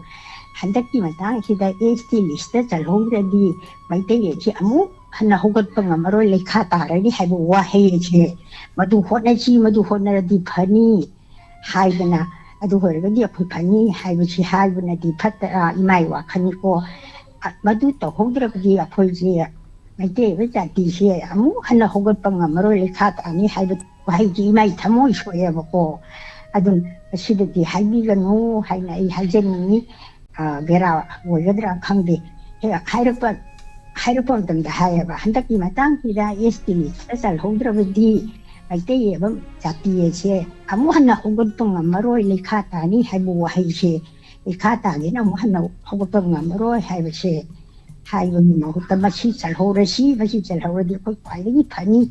하이비라가디고 강아이 준도 와로비가노 아무 하나 호것병 아마로 레카타니 하이브지 진지되기 하이는 게바 이만 아두 요와니 데이마 하이시 다가서리 이마제 아루루보와 칸냠 칼레도 고 이마세 톨레에 꼭저기야 좀 칸지 그집다 왜봐 뭐니 요 치알피 할라가 마이테니 했다 하이바 요 마이타레 마이테니 했다 하이바 아시 마이테 거기는 좀 호이나 하이바 신체 포토 넘버라 가이도버라 아두 우더버니나 나공 따버미도나디 타자도리야바 속내리 보내리 하면은 뭐죠 아주 지레다 저 뭐지 하질라가 보리엔다기 뭐지 어느 친다기 뭐지 자티 신시다기 lokna 아이리 하 아주 아픈 뭐게 비시디 뭐게 비시디 레이레주 냥냥다 봐 아이게 뭐 자티 시디 람다 보리엔다 불레주 디리데 뭐자게 그다도 불레레주 아두가 또이거 신기해도 오이다 빠다버지 아두구디네 모양 농반도는 오이다버든 까이는 자들은 시시도 뭐 육배는 자시니 뭐 신들이 오이고 지금 토할 때봐 다가서리 이마 영민의시고 마카세 그리 락게도 아두구네 자제 저 상장 다블라리 해보 마얌두네 그시기 와 해두데 하고싶은 말을 갔다니 할베티 마시데디 할비고노 하기 거기 마얌 정도는 혼나 혹시 마시도 혼나 혹시 아파보 오이니 해보 혼나 나버기니 혼나 호더디 아두 따라까니나 하리바 하이타레 고이마 많이 혼나 호더디 따니 하이바니다 마두 소이드는 오이니 하이바나테마 아두 하이레이도 섹션 하바니 하이더바 야더베니마 얌 칸잘라금 시마 얌숨 칸잘라디네 야로 이마 아두니 아이나 하자버도 라네시 파저데 라네시디 싱악더니마 란다네 영나버가 노이 까노비도 라나라 nga thonga inadong natima ngamna bama man thokpani kot trami mayadi kol saga doribni ima tamthigar jani ni ma yamna sidi khara khoisi thoisi yam yogdri jani nga sa ina haido hauji hamas ka israel songnari bala and palestine hojik siri masingdo ainga sa haijeidu neba mi masingdo duki matik yamna sirabane siriba masingdo koi siga yengnaro di kaya da phagi ta khrabano adu yengbiu koi ma siriba tawriba mayamdo angang masa mayam yauribani nupi angang mayam yauribani hojik lising kunthra mariga ne samga go humpuni pan sirabani ma akhoi gi matungda thokpa lani ko kuidriba lani ba adi ma sida mo chigi mamang sem ukraine ga russia ga haidana thoini ukraine ga russia ga thokpa du dine ima thamo yam sokrazan yumda leiramba se nupi do mapuroi mamang do da moigi laiba sipai sing ni jat manghaleni do aduga ne mapuroi do nongmai na kapa halaga nupi do mamai do pare yengo na puroi si yengo nongmai da kapi do yeng haleni do sigum sibu nungai ba kari oram godage paktak na nupi angang leiram ga su o ni jat manghalebani aduga ne nongmai kapa hato min aduga chani khara phomjalan humpu khara phomjalam yang khai khara phomjalan aduk yamna mapangan kan gra barasya prithvi de khoi mangai re haidana mo khoi su number 1 ne leijari bani aduna hairiba do gamna sathi khrabado ima hoji phawbadane hojik phawbada makhoi sikhibagi moi sibi masing haidokte Russia ju aduna ne media report haitare BBC gumate teji satlaga Russia da handaki lan manung da sibe si kana no yengbu lei thiatpa imung manung na condolence tawbudo adudagi sum data khomjan madane hojik se 50,000 su lerame aduk yamna mapangan kan graba nuclear power uriba leibak to mi lising yang khai sirame lising yang khai ima aduna yam sini la nei je sini bima na khoi de hoji bau lei si sahum bong manung da mi chani muk tani da na kwa lei ri se adur su mi am khak sira su su mi magi thawai gi mamal yamna mamal singai haibal leite adu la nei si di ma sini adur masi puna makse loishanna na bagi da mot kana na to da ge haiba kanda makok thongba center na ne ba to doi se khoi sinna na te ba adur puna maksing du yeng san ba duni election matung kai gu makha lak pai ai aduni ma hojik se ai khoi ngak ta da moina pang pha pha ba pang tau to ro ga su la de sung loi loi ro pomna mak miyam sida lei ri se khoi se lak tarani pan mukti lei moi som da lak mari yo kon te ba lak tarani pan ga adu mayam su pulop sala di khoi si lingjen mana da bai ne ba khoi khare in thok injin dong na lei bai ne ba chap mana na ne amuk tak de the same time to ro pu de ne kumai ta ga do ri ni khoi gi lingjen mana de ba ai no jinga ngi su nawa lo de dum hai ba dum yaram do ni ma ngang e nawa lo de taning de haram do ni amana ngang e dum hai do ni horen khoi gi lan gi lu ching bang ngang e nawa lo de dum hai do ni adum masing tha da ba do mi gi side gi sum ji ka hen ta de na lingjen mana mi yam hele aduna hada ki set ta sen har di mache ta ba khoi ma sen da nung sin da bai wani yam sen da mi kap thok pai jam sum ban ai khoi pun sin da ba gi khoi ne soi ki ba yam da khoi mi kap thok bane thaga chari ma thaga chari thorom saru ga berak pa aduga la nei si sin phajani ngai di oi de adu ba khoi mi masing yam sidri yam sigi janu yam wali khoi hoji ka sum tau dri hai ba din natti adu bu siri se yang na ro de som da thui me yam do hai dre khoi gi matung da thok pa tha hu mari da ngai ri ga za ka no gi thui se no ma da ngang tram nga ga hale bom tha da ga Israel na dum hale ai pau dum pizari do thaga chari hana na do ga ai screen do ujari basi mioi kun manga khak tang nei ngasi uchari se mioi kun manga se kana no hai kan da ai khoi ya wa na gi da mutam mateng pang bi ba mi sing hai tare mioi sani pan ga yang khai hum phu lei ri se sigi manung da gi ai mi kun manga khak tang lokho charak pani photo pira aba aduga ai khoi da maming matha phajana pira aba kangbun sumaina koi mathang no mugu charaga group to su thaga charake photo chumdaba aduga soiba khotpa ming lan be yaurasu haibiro o donors te yaubi basingna hairi basinga siga loina na changsin badagi koi ngasi phawbada diamond tv na program yam torasu tai tawjarasu ai khoi na ngasi mateng pang mungam jarakli ban ai khoi gidi tongan ba lan siga mari leina bana tan atopada di tawjadre hauji maki oina di maroina khoi lan si de hena thawai yauksinna changsila kan lan sigi chetheng phangnaba relief game madudagi mari leina basing chaba thakpagi khungakpagi masigi haitare loidi phau to khusomna kan don onsilaga leire marakta topa ana ye ki habitare te gi de khoi khara lap thok charaga leire maram di kaino haita khungak liba lam thengnari basing sna khoi gi maroiba khoi gi daita si masina oina khalakan aduna tungde yaubiri ba sina Muhammad Faruqdin je photo pirak tabagi ni se black white leiri se aduna masi photo pibirak u aduga yaubiri basing habitare aduga ai gi keno da yaw basing donor da yaw da basing gi su ai tongana family gi su album ma dum semjara kani hai ba phum se loina na thaga chari mathangi kola lo khachagi hello sir no mai bundai sana to bini taram loksari sir ngasi je ai program je ho budai ju yeng jaw dre thabam se tho da na ko ado ngasi je ina u budai yamna nungai je dre ngasi thamoi yam thokpa no meaning asi je na so haije ke aduga ima tari ki uji ki picture sa na ulak padai kitang uye nga sai ju khara di urame adu uda thamoi yam no ai ta phawe sa ngasi gi nimit si ga mari leina na ko hoi no pi khoi di sam hai ba je kwai gi maroi ba leite nga mane na sang kitang ke la pa ga kari hidang na pa ga da ge na ko je la tau na ri ne ba khoi je masai je lu kok tho ni do na kok tho ga tholai ba ki thamoi je kya mu ya na so ge je masai ga dum khang e sa aduna ima tari puju ikai khuna bu chari sa aduga aina haijani bamna ngasi hayeng haje chande numi se net exam dai ba maramna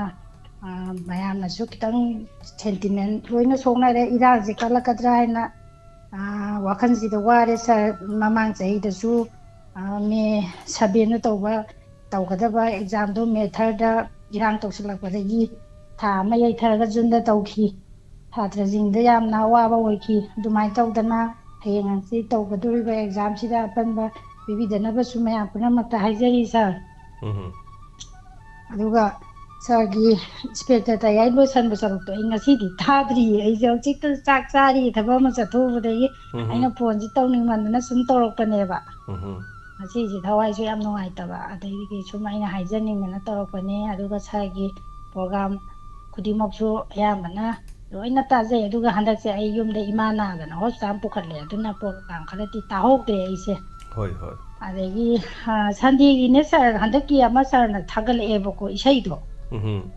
ꯑꯗꯣ ꯑꯩꯅ ꯁꯥꯔꯅ ꯏꯕꯗ ꯁꯣꯏꯔꯝꯒꯗꯕ ꯃꯥꯜꯂꯦ 5 April ꯑꯅ ꯏꯔꯛꯄꯁꯤꯗ ꯑꯩꯅ ꯀꯩꯅꯣꯅꯦ 5 April ꯍꯥꯏꯁꯦ ꯃꯦ ꯍꯥꯏꯒꯗꯕ ꯑꯣꯏꯔꯝꯒꯅꯤ ꯁꯥꯔꯒꯤꯁꯦꯅ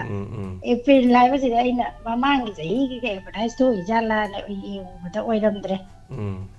ꯑꯗꯨ ꯁꯥꯔꯅ ꯏꯕꯗ ꯁꯣꯏꯕ ꯑꯣꯏꯔꯝꯃꯅꯤꯅ ꯁꯦꯝꯗꯣꯛꯈ꯭ꯔꯕꯅꯤ ꯑꯩꯅ ꯁꯦꯝꯗꯣꯛꯇ꯭ꯔꯤꯉꯩꯒꯤꯗꯣ ꯑꯣꯏꯔꯝꯃꯅꯤ ꯑꯩꯅ ꯎꯔꯤꯗꯨꯅ ꯍꯣꯏ ꯍꯣꯏ ꯁꯥꯔ ꯑꯗꯣ ꯁꯤꯗꯪ ꯍꯥꯏꯖꯔꯒ ꯊꯝꯖꯔꯒꯦ ꯊꯥꯒꯠꯆꯔꯤ ꯍꯥꯟꯅꯅ ꯊꯧꯔꯝ ꯁꯔꯨꯛ ꯌꯥꯕꯤꯔꯛꯄ ꯑꯁꯤꯒꯤꯗꯃꯛ ꯍꯥꯏꯅꯤꯡꯉꯥꯏ ꯂꯩꯇꯅ ꯊꯥꯒꯠꯆꯔꯤ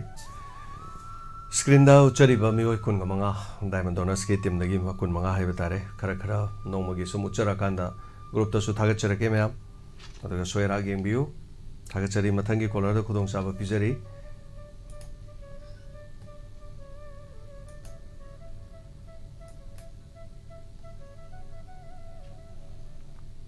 ꯍꯜꯂꯣ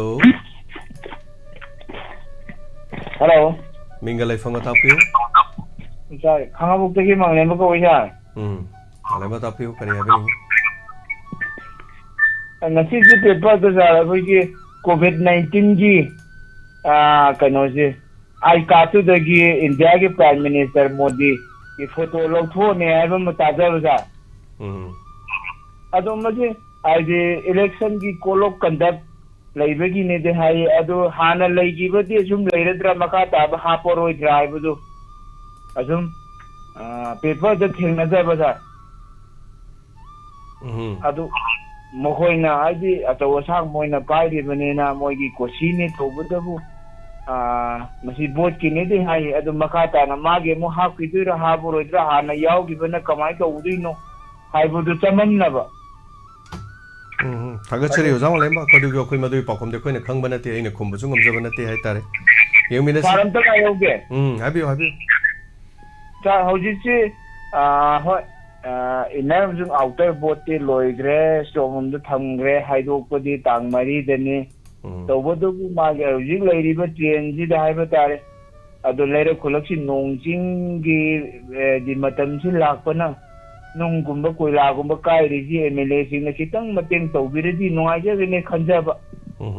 ꯄ꯭ꯔꯙꯥꯟ ꯃꯦꯝꯕꯔ ꯖꯤꯂꯥꯗ ꯍꯥꯏꯗꯧꯁꯨ ꯃꯣꯏ ꯃꯇꯝ ꯂꯣꯏꯈ꯭ꯔꯦꯗꯣ ꯍꯧꯖꯤꯛ ꯇꯧꯔꯤꯁꯤ ꯑꯉꯥꯡꯁꯤꯡ ꯁ꯭ꯀꯨꯜ ꯀꯥꯕꯗ ꯂꯝꯕꯤꯁꯤꯡꯁꯤ ꯀꯣꯡꯉꯨꯠ ꯌꯥꯝ ꯇꯧꯕ ꯌꯥꯎꯖꯔꯦꯕꯀோ ꯑꯗꯨ ꯑꯩꯕꯨꯗꯤ ꯂꯥꯏꯔꯤꯛ ꯇꯝꯕ ꯂꯣꯏꯈ꯭ꯔꯦ ꯑꯗꯨ ꯆꯠꯂꯤꯕ ꯑꯉꯥꯡꯁꯤꯡꯁꯤ ꯈꯜꯂꯒ ꯃꯥꯒꯤ ꯀꯦꯟꯗ꯭ꯔꯒꯤ ꯑꯩꯒꯤ ꯀꯦꯟꯗ꯭ꯔ ꯑꯃ ꯍꯥꯏꯕ ꯇꯥꯔꯦ MLA-ꯁꯤꯡꯁꯤꯅ ꯈꯤꯇꯪ ꯌꯦꯡꯁꯤꯟꯕꯤꯔꯒꯗꯤ ꯈꯤꯇꯪ ꯅꯨꯡꯉꯥꯏꯖꯒꯅꯤ खंजब हानदी प्रधान जिला हाइरबने हौजिकि मेंबरसु लेद्रबनिना प्रधानजु लेद्रबनिना सि खितंग खनबीरगदि नुआइजने खंजब थागचरी पुनिंग सिंसिंजरी हाइतारेनिको थागचरी ओजामलेम्बा लंबी थोंग यादबसिदि यादबनि अदुगा अमोरे लानसु तौरी अदुबु लंबी थोंगसि येंगसिनबिरदि नुआइनि हाइबो फमसिनि थैंक यू सो मच थागचरी ओजामलेम्बा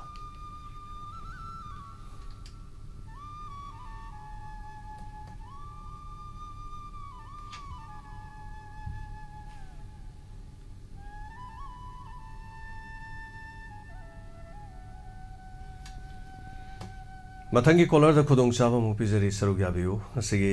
लाइव स्ट्रीमिंग दे याबिरिबा मियो चनिपान गा कुंत्रा तराम नोकचरी तोरमसुबु हेना मपुंग फान बिबगिदमा अदुगा थागचरी द मेंबर सिंग कोई डोनर्स की मेंबर हाना फोटो पीखिबदी अदुमा क्यारे पी दब सिंग दि मिंग लाइफम इरगा पिसन बिरो अदुगा सिदैदा फोटो लैरिबा तोरिसे सुमाइना कोई ग्रुप तसु थागचगनी मियो कुनमंगा साबा हेलो हेलो हेलो तराम लोकचरी ओजा साई तौजरे से कैरक मया लेकाइदगी थोंग्राम बोजेंद्रो मितिनि सा तापियो साई ना हाइजनिंग जखोइगी मैते प्रूफ जाति जे मुथक्की ना तव पुरा कइनो वखन जिनु नुवाइ तब हाइतारे कोता अदुबु ngasi के नुमिसदा सा आइदि सेंना हाइजे मतमदा आइगे खुदना अमा कागजु मियोय का अमा थोलागजु लानगे वारोय Sandadi पोपुदि ngamo हाइबदि hanta kumbi do man hata thokki da ima yen ke sing na mayam gari mamang da tumjan khosan da na tawbudu sira thano haibiki mata gun gari do tum thojal le lepta bi masina ta padi akoi ki maitai fruit jati je akoi muthalage haibiki tawbagi mata na haibiki adum uba phangge do masi akoi maitai isnau sing akoi leibangi da akoi lingge manarga akoi gi siji ma tawde adi na haibida akoi maitai akoi lingge manadi ba sa se na hai matam da khaba kaya ta kasuna tabda he onjan na kana tongna bugumba gi he uba phangge aduna ya ga akoi maitai mesen leiba mesen je akoi lingge tap managa karino tawjige habidu tanaraga adu adum tawmina jena haga sa sidar adum do chanjaraga sa thank you Zabarjan thank you Thagachari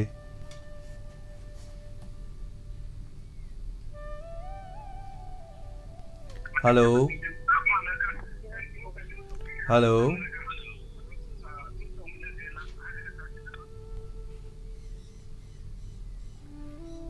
tabidaba male call se akhoi thorom di tabadi male aduga call di khumbirakte tabidrage demo hana call tabiyo hello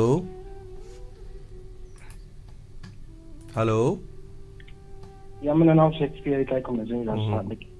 tapiyo kari wa kuma na from si kai kom nazari yamba ngasi di irang haina haije ge ai gi lan je swai haining de ri ko dai kai no da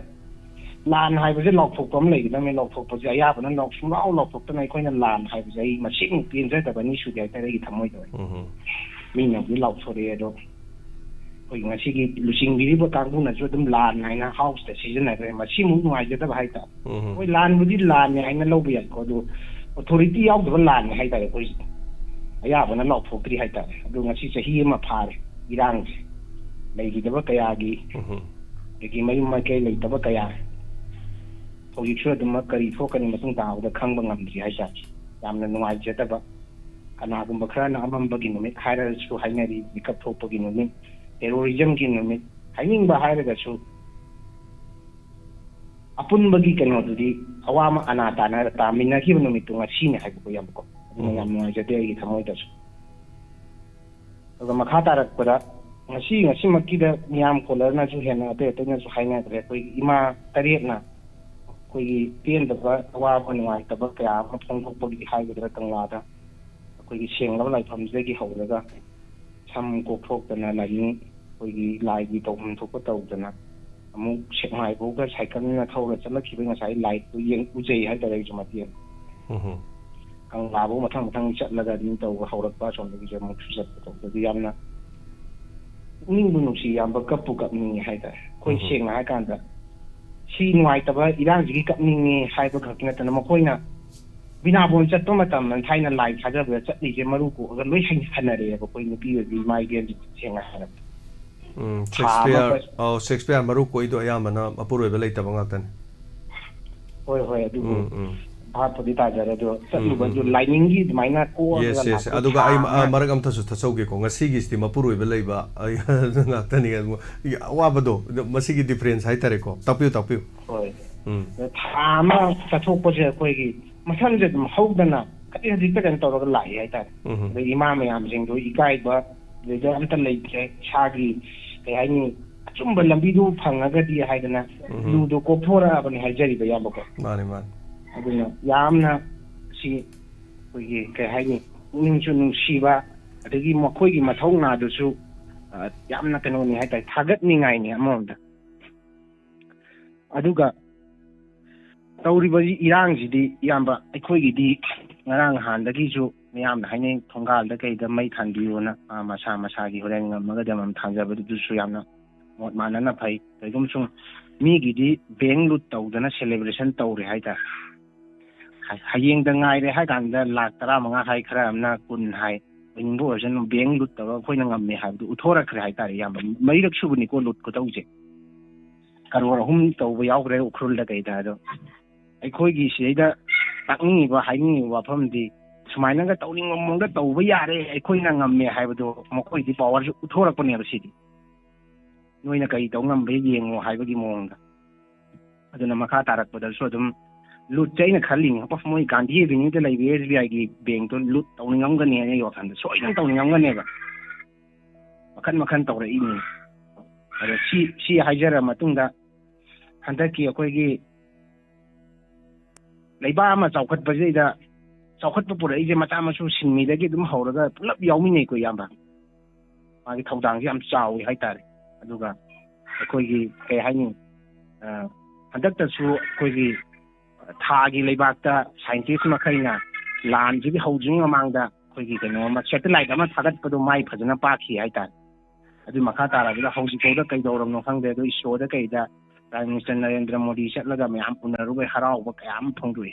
nungai adugumba mayam jingdu tawraga loirak padadi soira kandadi hoji kanana kari dainarak pai wa khangatana aina haijan ni wafam di covid ta hana be akoi certificate ta Prime Minister Narendra Modi photo je chauna yauram bane so longthoi se kari gi maram ol janu haibi dang sum khangning ba ta photo longthoi je adum hapa ya da jala egi maram gi longthoi ni haibai khangning ya da cham also sidang harga thamjage thagatsari yam thagatsari Shakespeare thank you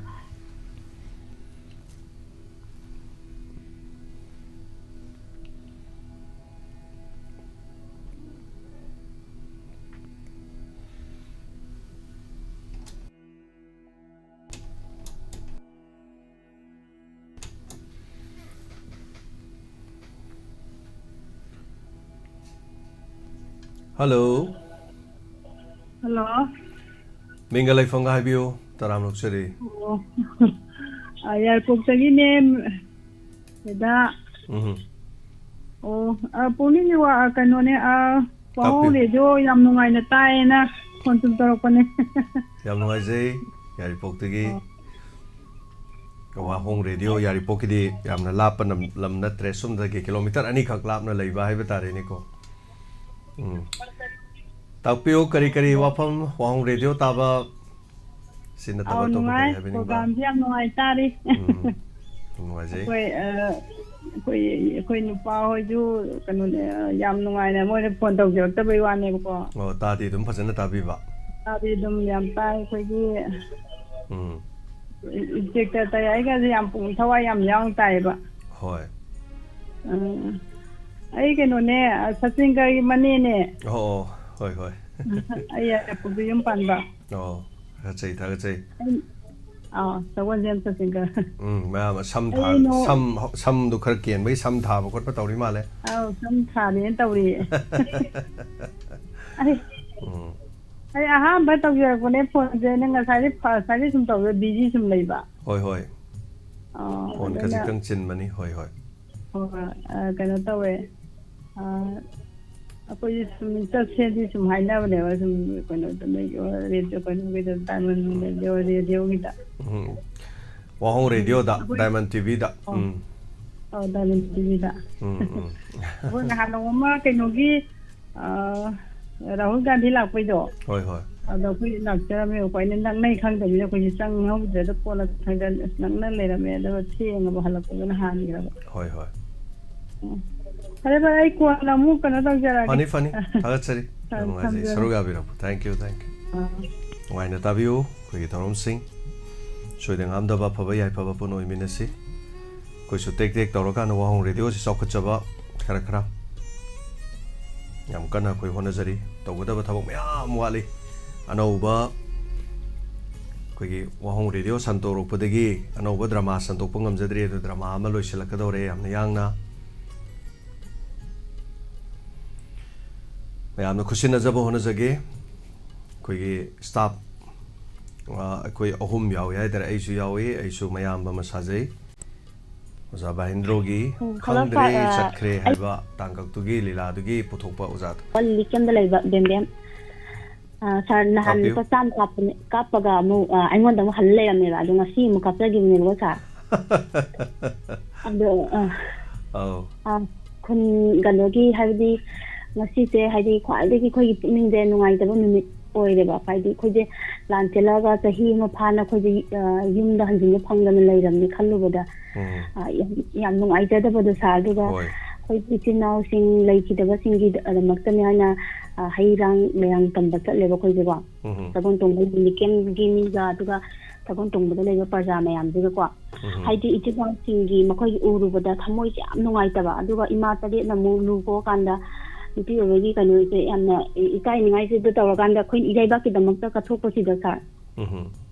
ꯌꯥꯝ ꯅꯨꯡꯉꯥꯏꯇꯗꯕ ꯍꯥꯏꯇꯥꯔꯦ ꯁꯥꯔ ꯀꯣ ꯑꯗꯣ ꯏꯃꯥ ꯇꯔꯦꯠꯇꯨꯁꯨ ꯄꯨꯟꯁꯤ ꯅꯨꯡꯁꯥꯡꯕ ꯑꯣꯏꯗꯅ ꯏꯔꯩꯕꯥꯛꯀꯤ ꯀꯠꯊꯣꯛꯄ ꯍꯦꯟꯅ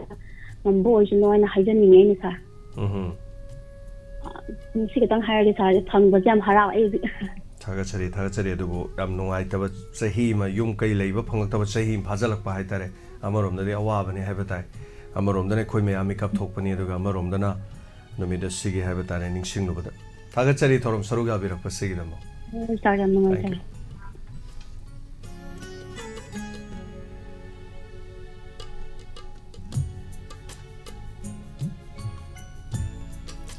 Hello. Hello. Taram Noksari. Khangabokagi khokchom kaina sana ima kaina sanani. Tapi ko wa mai bining ba. Ima kumi waransi kaza hani ti mai la ta gana ta da ba ka am nungai te. Ngasi di tare bana. Ngasi ga ina ba wa pham ga tam je ge na ima da kuon chi tawrapan. Ngasi kaina da koi lai kurumba koi isa magi kumon ki sat pi jaba satpa satpari ngasagi koi si loidana thokla mai magi paisado chani ge kuntha ami amada khaidana koi so pi jare aduga tholakpa matam sida kaino se lepame get khara lanthoga aduga nupi ama lepaga moina gari khuding gi paisa hi lawba hai tar kitang thogla ga machila doi da ji kamain taw ko wa phamno ka ji kharai de kari sijen na bena nupi ama khak matom ta tawraga police to maya da leiraga si angang ga pairaga kari lamdano okay jairugo kida kaina mandira do adu moi kaina gi development committee gi ne adudi haudi mana ne khangjadaba haudi charan ta hangena amak tai koi chatliba se adumaina tawgadi udaba ai tare ma si yani ra uhum chatleba ko ngasi gina to thopa moi ima gi mit u ai tare da charan kan hanglaga kanjagena ko chi tawjaba pai ta kaina gi moi adai da development committee gi ama laibani kaina gi adugi mahoksa yamna yenaba khonaba sumade kharade thobani atopa maram am ya tare du anyway aduda leiba kangu duna gari gi kari gi loina bara gari khamai park ki kari gi pisa loba du maina tobani hai tare mogi sem saba khotba tobu tim ama leibani thagachari thorom saru ga birak pase gi dama mathangi caller da mu khudong saba pijari minute taramuk thorom sida leijari sigi matam si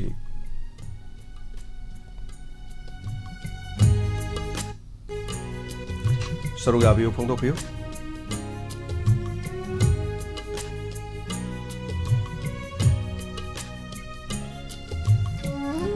Lakadori Banomajin Mitki Singer of the Week Hariba Sigi Singer of the Week is Saisakpa Pigi Kanolizeri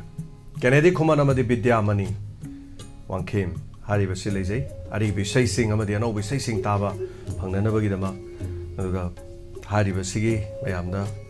Queen Kanganjari Madudi Numit Asigi Nomajin Miki Pungtare Tabamatam the Kennedy Kumanamadi Bidyamani Angapigani Bidyamani Bidyamaniga Sweden Yaminas Aribi Saising Amadi Anobi Saising Tab from the Mayam Kunga passing in the Macron Honor with the Mating Pambu. Hello. Hello. Taram Luxury. Call to the river, I not a while the Magna skinny. Tapu, Kariwapam Tamini. No, to the Kaikun Bosari. I will be no pussy Kaikun Bosari. As he say, make it down. Oh, say, the him of Harapa. Lady the Bamigi Haragana, come on, Pio, your boy, no meaning, no, I got Matam, Luhonka, ꯑꯗꯒꯤ ꯌꯨꯝ ꯁꯪꯒꯥꯕꯒꯤ ꯑꯗꯨꯒꯤ ꯅꯨꯡꯉꯥꯏꯕ ꯆꯍꯤ ꯐꯥꯔꯛꯄ ꯀꯨꯝꯃꯣꯟ ꯅꯠꯇꯦ ꯍꯥꯏꯕ ꯑꯗꯨꯅ ꯌꯥꯝ ꯅꯨꯡꯉꯥꯏꯕ ꯌꯥꯝ ꯄꯨꯛꯅꯤꯡꯗ ꯌꯥꯝ ꯅꯨꯡꯉꯥꯏꯖꯗꯦꯕ ꯑꯗꯨꯒꯤ ꯃꯊꯛꯁꯤꯗ ꯍꯧꯖꯤꯛ ꯑꯩꯈꯣꯏ ꯏꯃꯥ ꯂꯩꯔꯤꯕꯤ ꯏꯃꯥ ꯑꯍꯨꯝ ꯇꯔꯦꯠꯇꯨꯅ ꯀꯪꯂꯥꯗ ꯂꯥꯛꯑꯒ ꯃꯔꯨ ꯀꯣꯛꯑꯒ ꯇꯧꯕꯒꯤ ꯁꯤꯟꯗꯣ ꯃꯥꯁꯨ ꯎꯖꯔꯦꯕ ꯑꯩ ꯑꯩꯉꯣꯟꯗ ꯎꯠꯄꯗꯣ ꯑꯗꯨꯗꯒꯤ ꯅꯨꯄꯤ ꯑꯣꯏꯕꯤꯁꯤꯡꯅ ꯀꯣ ꯈꯤꯇꯪ ꯈꯤꯇꯪ ꯁꯝ ꯉꯧꯔꯛꯄꯗ ꯁꯪꯗꯅ ꯀꯣ ꯂꯩꯇꯦꯡꯒꯤ ꯍꯣꯠꯅꯖꯔꯤꯕꯗꯣ ꯃꯁꯝ ꯃꯔꯨꯗꯨ ꯀꯣꯛꯊꯠꯂꯒ ꯑꯋꯥꯕꯗꯨ ꯐꯣꯡꯗꯣꯛꯇꯅ ꯑꯋꯥꯕ ꯄꯪꯈꯩ ꯂꯣꯏꯔꯦ ꯍꯥꯏꯕꯗꯨ ꯐꯣꯡꯗꯣꯛꯏꯕꯅꯦꯕ ꯈꯜꯂꯨꯕꯗ ꯌꯥꯝ ꯅꯨꯡꯉꯥꯏꯇꯦ ꯇꯥꯕ ꯃꯤꯇꯩ ꯄꯤꯒ ꯑꯗꯨꯔ ꯇꯥꯏꯗꯒꯤ ꯌꯦꯡꯕꯗ ꯃꯈꯥꯏꯗꯒꯤ ꯌꯥꯝ ꯅꯨꯡꯉꯥꯏꯖꯗꯦꯕ ꯑꯗꯒꯤ ꯇꯧꯔꯤꯁꯤ ꯂꯥꯟ ꯍꯥꯏꯅꯣꯅ ꯉꯁꯥꯏ ꯁꯦꯛꯄꯤꯌꯥꯅꯗꯤ ꯍꯥꯏ ꯏꯔꯥꯡꯁꯦ ꯍꯥꯏꯗꯅ ꯏꯔꯥꯡꯁꯦ ꯅꯣꯡꯃꯩꯁꯦ ꯃꯐꯝ ꯈꯪꯗꯅ ꯑꯃꯗ ꯑꯃꯨꯛ ꯀꯥꯞꯁꯤꯜꯂꯔꯤ ꯑꯃꯗ ꯑꯃꯨꯛ ꯀꯥꯞꯁꯤꯜꯂꯔꯤ ꯀꯥꯞꯄꯒ ꯑꯩꯈꯣꯏ ꯃꯤꯁꯤꯡꯁꯦ ꯀꯥꯞꯄꯕꯅꯤꯅ ꯑꯃꯔꯣꯝꯗ ꯆꯦꯜꯂꯦ ꯑꯃꯔꯣꯝꯗ ꯆꯦꯜꯂꯦ ꯃꯥꯏꯀꯩ ꯁꯂꯥꯏ ꯈꯪꯍꯟꯗꯅ ꯑꯗꯨꯝ ꯀꯣꯏꯆꯦꯜ ꯆꯦꯜꯂꯒ ꯆꯦꯜꯂꯤꯉꯩꯁꯤꯗ ꯃꯣꯏꯅ ꯐꯥꯗꯣꯛꯄ ꯇꯧꯅꯕꯅ ꯃꯣꯏꯅ ꯑꯣꯔꯗꯔꯁꯤ ꯊꯣꯛꯑꯕ꯭ꯔꯥ ꯖꯥꯠꯂꯥꯕ ꯇꯧꯔꯤꯁꯦ ꯑꯗꯨ ꯁꯤꯕꯨ ꯀꯩꯅꯣꯕ ꯇꯧꯗꯣꯏꯁꯤꯕꯨ ꯀꯃꯥꯏꯅ ꯂꯣꯏꯁꯟꯅꯤ ꯃꯩꯇꯩ ꯈꯛꯇꯗ ꯁꯨꯝ ꯐꯥ ꯂꯩꯔꯦ ꯃꯣꯏꯅ ꯁꯨꯝ ꯂꯥꯟꯁꯦ ꯁꯨꯝ ꯀꯥꯞꯍꯜꯂꯒ ꯏꯔꯥꯡꯁꯦ ꯁꯨꯝ ꯇꯧꯍꯜꯂꯒ ꯁꯣꯝꯗ ꯑꯃꯨꯛ ꯀꯥꯞꯄꯕꯅꯤꯅ ꯃꯥꯏꯀꯩ ꯑꯩꯈꯣꯏꯗꯣꯝꯗ ꯑꯃꯨꯛ ꯊꯣꯝꯖꯤꯜꯂꯅꯤ ꯑꯃꯔꯣꯝꯗ ꯑꯃꯨꯛ ꯀꯥꯞꯄꯦ ꯑꯃꯨꯛ ꯆꯪꯁꯤꯜꯂꯅꯤ ꯁꯨꯃꯥꯏꯅ ꯆꯪꯁꯤꯜꯍꯜꯂꯒ ꯃꯣꯏꯅ ꯁꯨꯝ ꯐꯥꯗꯧꯒꯤ ꯇꯧꯔꯤꯕ꯭ꯔꯥ ꯃꯩꯇꯩ ꯄꯨꯝꯅꯃꯛ ꯃꯨꯊꯠꯅꯕ ꯍꯣꯠꯅꯔꯤꯕꯖꯥꯠꯅꯤ ꯇꯧꯔꯤꯕꯁꯦ ꯁꯨꯃꯥꯏꯅ ꯍꯥꯏꯅꯤꯡꯉꯦꯕ ꯏꯃꯥꯁꯦ ꯅꯨꯄꯤ ꯑꯣꯏꯕꯒꯤ ꯇꯔꯨ ꯇꯅꯥꯟꯅ ꯂꯩꯖꯒꯗꯕ ꯁꯝ ꯈꯤꯇꯪ ꯄꯣꯛ ꯍꯧꯕꯗ ꯁꯪꯖꯤꯟꯅꯗꯅ ꯑꯔꯨ ꯑꯍꯦꯟꯒꯤ ꯇꯧꯖꯗꯅ ꯂꯩꯖꯔꯤꯕ ꯄꯣꯠꯇꯨꯅ ꯃꯔꯨ ꯁꯤꯠ ꯅꯥꯟꯅ ꯀꯣꯛꯊꯠꯂꯒ ꯇꯧꯔꯤꯕꯗꯨꯕꯨ ꯑꯋꯥꯕꯒꯤ ꯄꯪꯈꯩ ꯂꯣꯏꯔꯦ ꯁꯤ ꯃꯉꯥꯏꯔꯦ ꯂꯩꯕꯥꯛꯀꯤꯗꯃꯛꯇ ꯀꯠꯊꯣꯛꯑꯕꯅꯦꯅ ꯃꯔꯨ ꯀꯣꯛꯏꯕ ꯏꯃꯥ ꯇꯔꯦꯠꯇꯣ ꯃꯈꯣꯏꯁꯤ ꯃꯣꯏꯅ ꯇꯧꯔꯤꯕ ꯄꯥꯟꯗꯝꯗꯣ ꯐꯪꯕ ꯉꯝꯕ ꯑꯣꯏꯔꯁꯅꯨ ꯍꯥꯏꯗꯅ ꯏꯃꯥ ꯍꯥꯏꯖꯔꯤ ꯑꯩꯈꯣই ꯏꯔꯩꯕꯥꯛꯀꯤꯗꯃꯛꯇ ꯀꯠꯊꯣꯛꯄ ꯏꯔꯩꯕꯥꯛꯀꯤꯗꯃꯛꯇ ꯑꯩꯈꯣꯏ ꯏꯪ ꯇꯞꯄ ꯁꯥꯟꯇꯤ ꯄꯨꯔꯛꯄ ꯑꯣꯏꯔꯁꯅꯨ ꯏꯔꯩꯕꯥꯛꯅ ngamba oirasanu na ima lebana manipurna ngamba oirasanu lalauba kukisinge loin hukki oirasanu na ima sumai haije nungai yana atai haisu ngamdre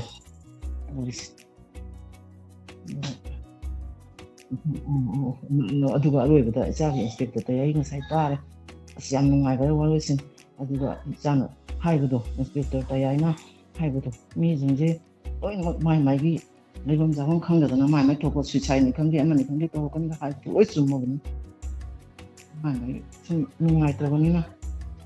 तो मैं तो बाबा इस सुन याम नुंगाई जो है याम नुंगाई रे हम को था सर के मुझे मा आते हाय हम तो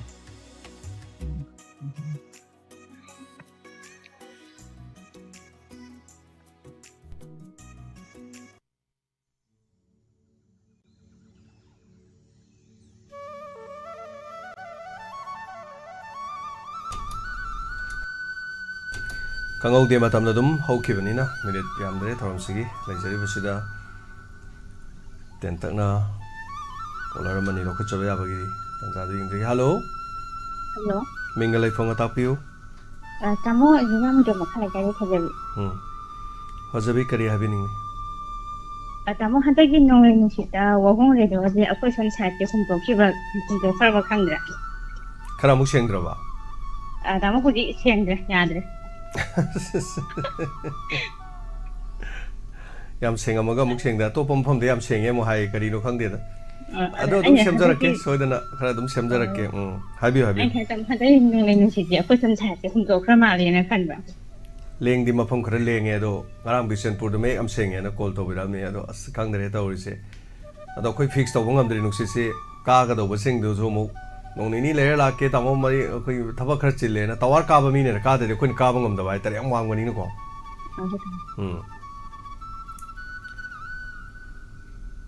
ꯐꯖꯕꯤꯁꯤꯅ ꯂꯣꯏꯔꯕ꯭ꯔꯥ ꯑꯇꯩ ꯀꯔꯤ ꯍꯥꯏꯕꯤꯅꯤꯡꯕ ꯂꯩꯕꯤꯔꯤ ꯅꯣꯡꯂꯩ ꯅꯨꯡꯁꯤꯠꯇ ꯍꯨꯝꯇꯣꯛꯈ꯭ꯔꯕꯅ ꯇꯥꯃꯣꯅ ꯁꯨꯝ ꯍꯪꯖꯔꯝꯕꯅꯤ ꯅꯣꯡꯂꯩ ꯅꯨꯡꯁꯤꯠꯅ ꯋꯥꯍꯣꯡꯒꯤ ꯁꯤꯒꯅꯦꯜ ꯄꯨꯔꯒ ꯆꯠꯈ꯭ꯔꯦ ꯍꯥꯏꯇꯥꯔꯦꯅꯦ ꯌꯨꯝꯅꯥꯝ ꯍꯨꯏꯗ꯭ꯔꯣꯝꯗꯒꯤ thank you ꯌꯦꯡꯃꯤꯟꯅꯁꯤ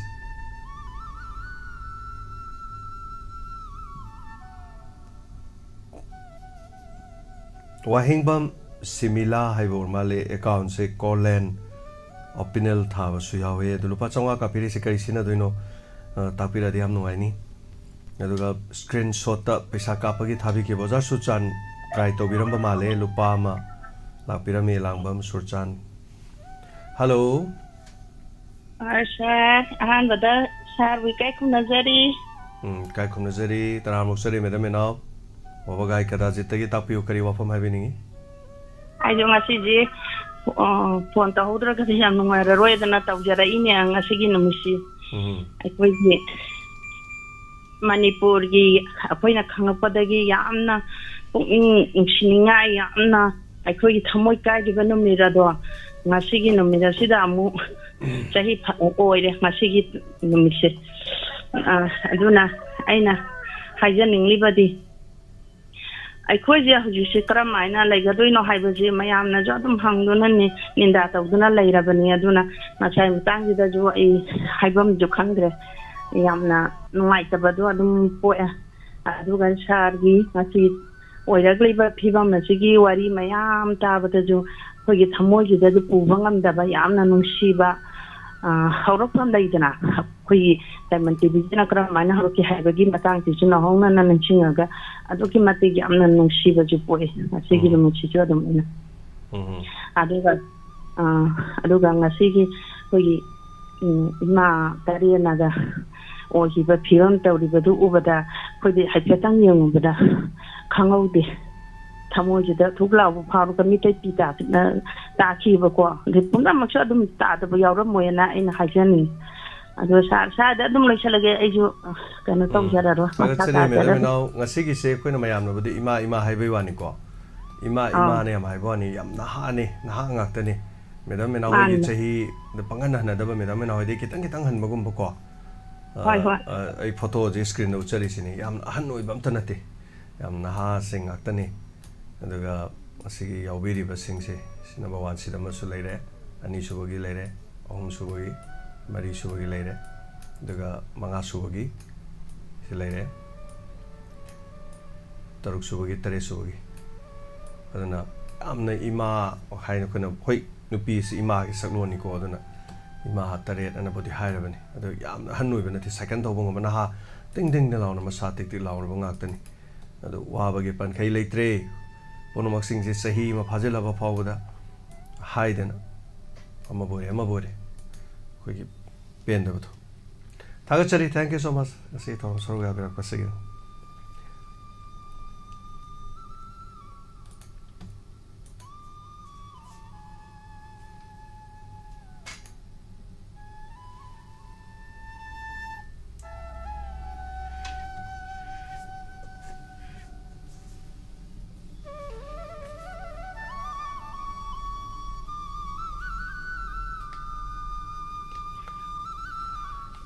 Santi Manjuri Thagachari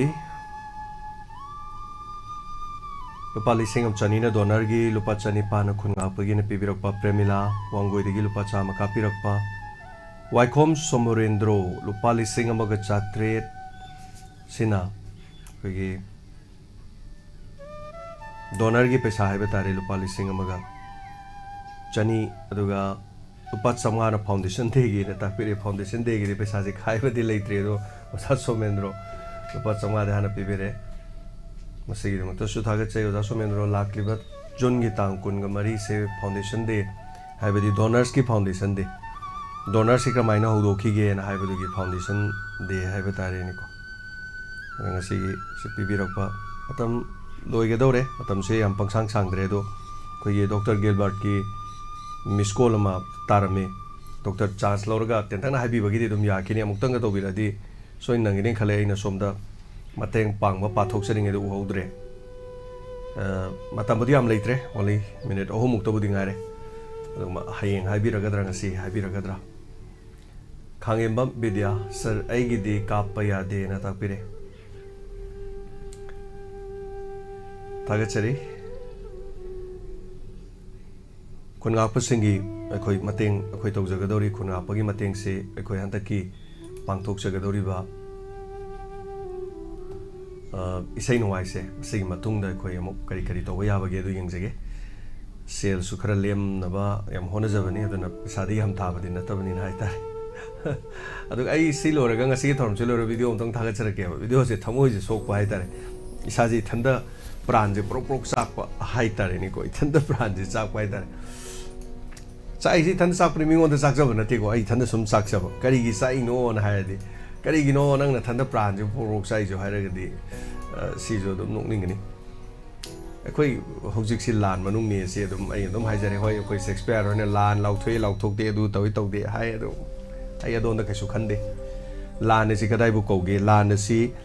ꯌꯦꯛꯅꯕꯅ ꯌꯨꯝ ꯃꯩ ꯊꯥꯔ ꯃꯤꯅ ꯂꯥꯎꯊꯣꯛꯀꯦꯔꯥ ꯂꯥꯎꯊꯣꯛꯏꯔꯥ ꯑꯗꯨ ꯂꯥꯟꯅꯗꯤ ꯑꯗꯨꯝ ꯂꯥꯟ ꯑꯣꯏꯔꯝꯅꯤ ꯑꯩꯈꯣꯏꯒꯤ ꯃꯔꯥ ꯂꯩꯖꯗ꯭ꯔꯕ ꯃꯤ ꯃꯌꯥꯝ ꯑꯁꯨꯝ ꯍꯥꯠꯇꯅ ꯇꯨꯞꯇꯅ ꯑꯗꯒꯤ ꯊꯥꯡꯅ ꯃꯉꯛꯁꯝꯗ ꯌꯥꯟꯗꯅ ꯇꯧꯗꯅ ꯂꯥꯟꯗꯥꯁꯤꯜꯂꯛꯇꯅ ꯉꯁꯤ ꯑꯩꯈꯣꯏꯅ ꯆꯠ ꯉꯝꯗ꯭ꯔꯤꯁꯦ ꯀꯅꯥꯅ ꯂꯥꯎꯊꯣꯛꯀꯦꯔꯥ ꯂꯥꯎꯊꯣꯛꯏꯔꯥ ꯑꯗꯨ ꯑꯩꯗꯤ ꯊꯣꯏꯗꯣꯛꯇꯦ ꯂꯥꯟ ꯑꯁꯤ ꯑꯗꯨꯝ ꯂꯥꯟ ꯑꯣꯏꯔꯝꯅꯤ ꯁꯦꯛꯁꯄꯤꯌꯔ ꯍꯧꯖꯤꯛꯁꯨ ꯌꯥꯏꯄꯜ ꯍꯦꯛꯄ ꯑꯅꯤ ꯊꯤꯕ ꯈꯪꯗ꯭ꯔꯤꯌꯦ ꯅꯨꯡꯁꯤꯕ ꯌꯥꯝꯅ ꯈꯜꯂꯨꯔꯗꯤ ꯃꯄꯥ ꯃꯆꯥ ꯑꯅꯤꯅ ꯆꯥꯛ ꯏꯟꯁꯥꯡ ꯊꯣꯡꯂꯛꯇꯕ ꯅꯨꯃꯤꯠ ꯅꯤꯅꯤ ꯍꯨꯝꯂꯛ ꯁꯨꯔꯛꯄ ꯆꯥꯅꯤꯡꯉꯥꯏ ꯁꯨꯅꯤꯡꯉꯥꯏꯗꯤ ꯆꯤꯡꯗꯨꯅ ꯑꯣꯏꯖꯕ ꯆꯤꯡꯗꯨꯗꯒꯤ ꯁꯤꯡ ꯈꯔ ꯆꯜꯂꯒ ꯂꯥꯛꯑꯣꯅ ꯊꯥꯡꯖꯧ ꯑꯃ ꯄꯥꯏꯔ ꯆꯠꯈ꯭ꯔꯒ ꯁꯤꯡ ꯑꯀꯪꯕꯗꯨ ꯆꯜꯂꯒ ꯃꯐꯝ ꯑꯃꯅꯤꯗ ꯊꯝꯃꯝꯃꯦ ꯂꯩꯀꯥꯏꯒꯤ ꯃꯤ ꯑꯃꯅꯤꯁꯨ ꯍꯧꯔꯒ ꯆꯠꯂꯦ ꯂꯩꯀꯥꯏꯒꯤ ꯃꯤ ꯑꯃꯅꯤꯁꯨ ꯍꯧꯔꯒ ꯁꯤꯡ ꯃꯄꯨꯜ ꯑꯃꯅꯤ ꯊꯝꯃꯝꯃꯦ ꯅꯣꯡꯃꯩ ꯄꯥꯏꯕꯁꯤꯡꯗꯨ ꯐꯥꯔꯒ ꯅꯣꯡꯃꯩ ꯃꯇꯣꯟꯅ ꯊꯤꯜꯂ ꯊꯥꯡꯅ ꯃꯉꯛꯁꯝꯗ ꯌꯥꯜꯂ ꯅꯣꯡꯃꯩꯅ ꯀꯥꯞꯄ ꯍꯥꯠꯂꯦ ꯀꯤꯈ꯭ꯔ ꯄꯣꯠꯅꯦ ꯃꯣꯏꯁꯨ ꯎꯄꯥꯏ ꯂꯩꯇꯦ ꯁꯤꯡ ꯃꯄꯨꯟꯗꯨꯅ ꯌꯣꯜꯂꯒ ꯁꯤꯠꯀꯦꯅ ꯁꯤꯠꯂꯕꯗ ꯂꯨꯄꯥ 100 ꯃꯉꯥꯏꯕ ꯁꯤꯠꯂꯕꯗ ꯑꯗꯨꯅ ꯆꯥꯛ ꯆꯔꯥ ꯑꯃꯒꯤꯅꯦꯕ ꯑꯗꯨ ꯌꯥꯏꯄꯟ ꯍꯦꯛꯄꯁꯤꯡꯗꯨꯁꯨ ꯑꯃꯨꯛ ꯆꯠꯈ꯭ꯔꯒ ꯌꯥꯏꯄꯟ ꯍꯦꯛꯄꯅꯦ ꯆꯠꯊꯤ ꯈꯪꯗ꯭ꯔꯤ ꯍꯧꯖꯤꯛꯁꯨ ꯑꯁꯤꯁꯦ ꯅꯨꯡꯉꯥꯏꯕ ꯅꯨꯃꯤꯠ ꯑꯃ ꯑꯣꯏꯗꯦ ꯍꯥꯏꯇꯥꯔꯦ ꯑꯗꯨ ꯃꯁꯤꯗꯩꯗ ꯋꯥꯔꯤ ꯑꯃ ꯑꯗꯒꯤ ꯁꯦ ꯀꯩꯅꯣ ꯑꯃ ꯇꯧꯕꯗ ꯃꯌꯥꯝ ꯆꯪꯗꯅ ꯑꯗꯨꯝ ꯌꯦꯡꯉꯦ ꯃꯤ 50-60 ꯂꯥꯛ ꯑꯃꯅꯤ ꯑꯗꯨꯝ ꯌꯦꯡꯉꯦꯕ ꯑꯗꯨꯝ ꯃꯌꯥꯝ ꯏꯃꯨꯡ ꯃꯅꯨꯡꯗ ꯑꯗꯨꯝ ꯃꯇꯩ ꯃꯅꯥꯎ ꯀꯦꯟꯅꯕꯒꯤꯁꯨ ꯀꯩꯗꯧꯕꯩꯁꯨ ꯖꯒꯣꯏ ꯇꯧꯕꯩꯁꯨ ꯀꯦꯔꯦꯠ ꯇꯧꯕ ꯅꯨꯄꯤ ꯃꯌꯥꯝ ꯇꯧꯕꯁꯨ ꯃꯌꯥꯝ ꯌꯦꯡꯉꯦ ꯃꯤ 3-4 ꯌꯦꯡꯉꯦꯕ ꯑꯗ ꯑꯩꯈꯣꯏꯅ ꯀ꯭ꯂꯥꯁ 10 ꯊꯥꯒꯗꯧꯔꯕ ꯑꯉꯥꯡ ꯑꯃ ꯅꯣꯡꯃꯩ ꯃꯔꯨ ꯄꯥꯜꯂꯤ ꯃꯔꯨ ꯂꯧꯊꯣꯛꯄ ꯉꯝꯖꯗꯦꯅ ꯚꯤꯗꯤꯑꯣ ꯃꯆꯥ ꯑꯃ ꯊꯥꯒꯠꯄꯗꯤ ꯃꯤ 900-ꯃꯨꯛ ꯌꯦꯡꯉꯦꯕ ꯂꯝꯗꯝꯁꯤ ꯂꯩꯔꯤ ꯃꯤꯁꯤꯡꯁꯦ ꯀꯌꯥꯃꯨꯛ ꯌꯥꯝꯅ ꯃꯤꯆꯪ ꯃꯤꯈꯥꯏ ꯅꯥꯏꯒꯦ ꯑꯗꯣ ꯑꯗ ꯏꯊꯟꯗ ꯋꯥꯔꯧꯖꯩ ꯍꯥꯏꯕꯅꯤ ꯃꯤꯉꯣꯟꯗꯕꯨꯗꯤ ꯀꯔꯤ ꯁꯥꯎꯖꯔꯨꯅꯦꯒꯦ ꯀꯔꯤꯝ ꯁꯥꯎꯗꯦ ꯃꯔꯝꯗꯤ ꯑꯉꯥꯡ ꯃꯦꯇ꯭ꯔꯤꯛ ꯊꯥꯒꯗꯧꯔꯤꯕ ꯑꯉꯥꯡꯗꯣ ꯑꯩ ꯀꯔꯤꯝ ꯊꯣꯛꯅꯗꯦꯕ ꯃꯌꯥꯝꯒꯁꯨ ꯀꯔꯤꯝ ꯊꯣꯛꯅꯔꯝꯃꯣꯏꯕ ꯑꯗꯨ ꯃꯥꯁꯨ ꯂꯥꯟ ꯆꯠꯂꯒ ꯅꯣꯡꯃꯩ ꯃꯔꯨꯗꯤ ꯄꯥꯜꯂꯨꯕꯅꯦꯕ ꯀꯅꯥꯒꯤ ꯄꯥꯜꯂꯨꯕꯅꯣꯕ ꯑꯩꯈꯣꯏ ꯉꯝꯈꯩ ꯉꯥꯛꯄ ꯆꯠꯄꯗ ꯄꯥꯜꯂꯨꯕꯅꯦꯕ ꯑꯗꯣ ꯑꯩꯈꯣꯏ ꯑꯁꯨ ꯌꯥꯝ 1,50,000 ꯂꯩꯁꯤꯗ ꯌꯥꯝꯗꯕꯗ ꯑꯩꯈꯣই ꯃꯤ 100,000 ꯑꯃꯈꯛꯅ ꯂꯨꯄꯥ ꯌꯥꯝꯗꯁꯨ ꯂꯨꯄꯥ 100 ꯄꯤ ꯀꯥꯟꯗ ꯂꯨꯄꯥ ꯂꯥꯛ ꯀꯌꯥꯅꯣ ꯂꯨꯄꯥ ꯂꯥꯛ ꯑꯃꯗꯤ ꯑꯗꯨꯝ ꯐꯪꯉꯤꯗꯅ ꯂꯥꯛ ꯑꯃ ꯐꯪꯗ꯭ꯔꯁꯨ ꯂꯨꯄꯥ 10,000ꯗꯁꯨ 20ꯗꯁꯨ ꯍꯥꯏꯇꯥꯔꯦꯀꯣ ꯃꯇꯦꯡ ꯄꯥꯡꯅꯤꯡꯕ ꯁꯣ ꯍꯣꯔꯦꯟ ꯚꯤꯗꯤꯑꯣ ꯑꯃꯇꯪ ꯊꯥꯒꯠꯆꯔꯛꯀꯦ ꯚꯤꯗꯤꯑꯣꯗꯣ ꯄꯩꯁꯥꯗꯣ ꯂꯨꯄꯥ ꯑꯃ ꯄꯥꯡꯉꯝꯗ꯭ꯔꯁꯨ ꯚꯤꯗꯤꯑꯣꯗꯣ ꯍꯧꯕꯗ ꯂꯣꯏꯕ ꯑꯃꯨꯛꯇꯪꯗꯤ ꯌꯦꯡꯕꯤꯌꯣ ꯑꯗꯨꯒꯤ ꯚꯤꯗꯤꯑꯣꯗꯨꯗꯒꯤ ꯂꯨꯄꯥ 5,000 ꯑꯃ 10 ꯑꯃ ꯂꯥꯛꯀꯅꯦꯕ ꯑꯗꯨꯒꯤ ꯄꯩꯁꯥꯗꯣ ꯑꯗꯨꯝ ꯄꯤꯊꯣꯛꯈꯤꯁꯦꯕ ꯑꯩꯅ ꯃꯃꯥꯡꯗꯁꯨ SP ꯉꯣꯆꯥꯒꯤ ꯇꯧꯖꯈꯤꯕꯗꯣ ꯂꯨꯄꯥ 13,900 ꯇꯥꯏꯗꯅ ꯃꯌꯥꯝꯅ ꯚꯤꯗꯤꯑꯣꯗ ꯑꯩꯅ ꯅꯤ ꯂꯥꯛ ꯑꯃꯇ ꯌꯦꯡꯕꯤꯌꯨ ꯁꯤ ꯂꯥꯛ ꯑꯃꯇ ꯌꯦꯡꯕꯤꯌꯨ ꯑꯩ ꯁꯤꯒꯤ ꯄꯩꯁꯥꯁꯦ ꯑꯩ ꯂꯣꯏ ꯄꯤꯊꯣꯛꯆꯈꯤꯒꯦꯅ ꯑꯩꯅ ꯍꯥꯏꯖꯕꯗꯣ ꯑꯩꯅ ꯑꯣꯄꯥ ꯁ꯭ꯋꯥꯌꯝ ꯁꯥꯏꯁꯨ ꯀꯩꯒꯤꯅꯣ ꯑꯩ ꯀꯔꯤ ꯐꯪꯗꯣꯔꯤꯒꯦ ꯍꯥꯏꯕꯁꯤꯗ ꯑꯩꯕꯨ ꯍꯌꯦꯡ ꯀꯣꯛꯈꯠꯂꯒ ꯁꯅꯥꯒꯤ ꯃꯦꯗꯜꯒ ꯍꯨꯛꯇꯣꯔꯤꯕ꯭ꯔꯥꯕ ꯑꯩꯕꯨ ꯍꯣꯁꯦ ꯍꯨꯛꯀꯦꯅ ꯍꯥꯏꯔꯁꯨ ꯑꯩ ꯂꯧ ꯆꯠꯂꯣꯏꯕ ꯑꯩ ꯑꯗꯨꯒꯤ ꯃꯦꯗꯜꯗꯨꯒꯤ ꯅꯠꯇꯦꯕ ꯏꯔꯝꯗꯝꯁꯤꯗ ꯑꯗ ꯁꯤꯗꯩꯗ ꯑꯔꯥꯝꯕꯥꯏ ꯇꯦꯡꯒꯣꯜ ꯑꯗꯨ ꯑꯗꯒꯤ ꯈꯨꯟ ꯉꯥꯛꯄ ꯑꯗꯨ ꯑꯁ ꯑꯗꯥ ꯑꯗꯨꯅ ꯍꯣꯏ ꯃꯌꯥꯝ ꯂꯩꯔꯦ ꯔꯤꯃꯔꯁ ꯃꯌꯥꯝ ꯑꯃ ꯑꯁꯣꯏꯕ ꯑꯗꯨꯝ ꯂꯩꯔꯝꯒꯅꯤ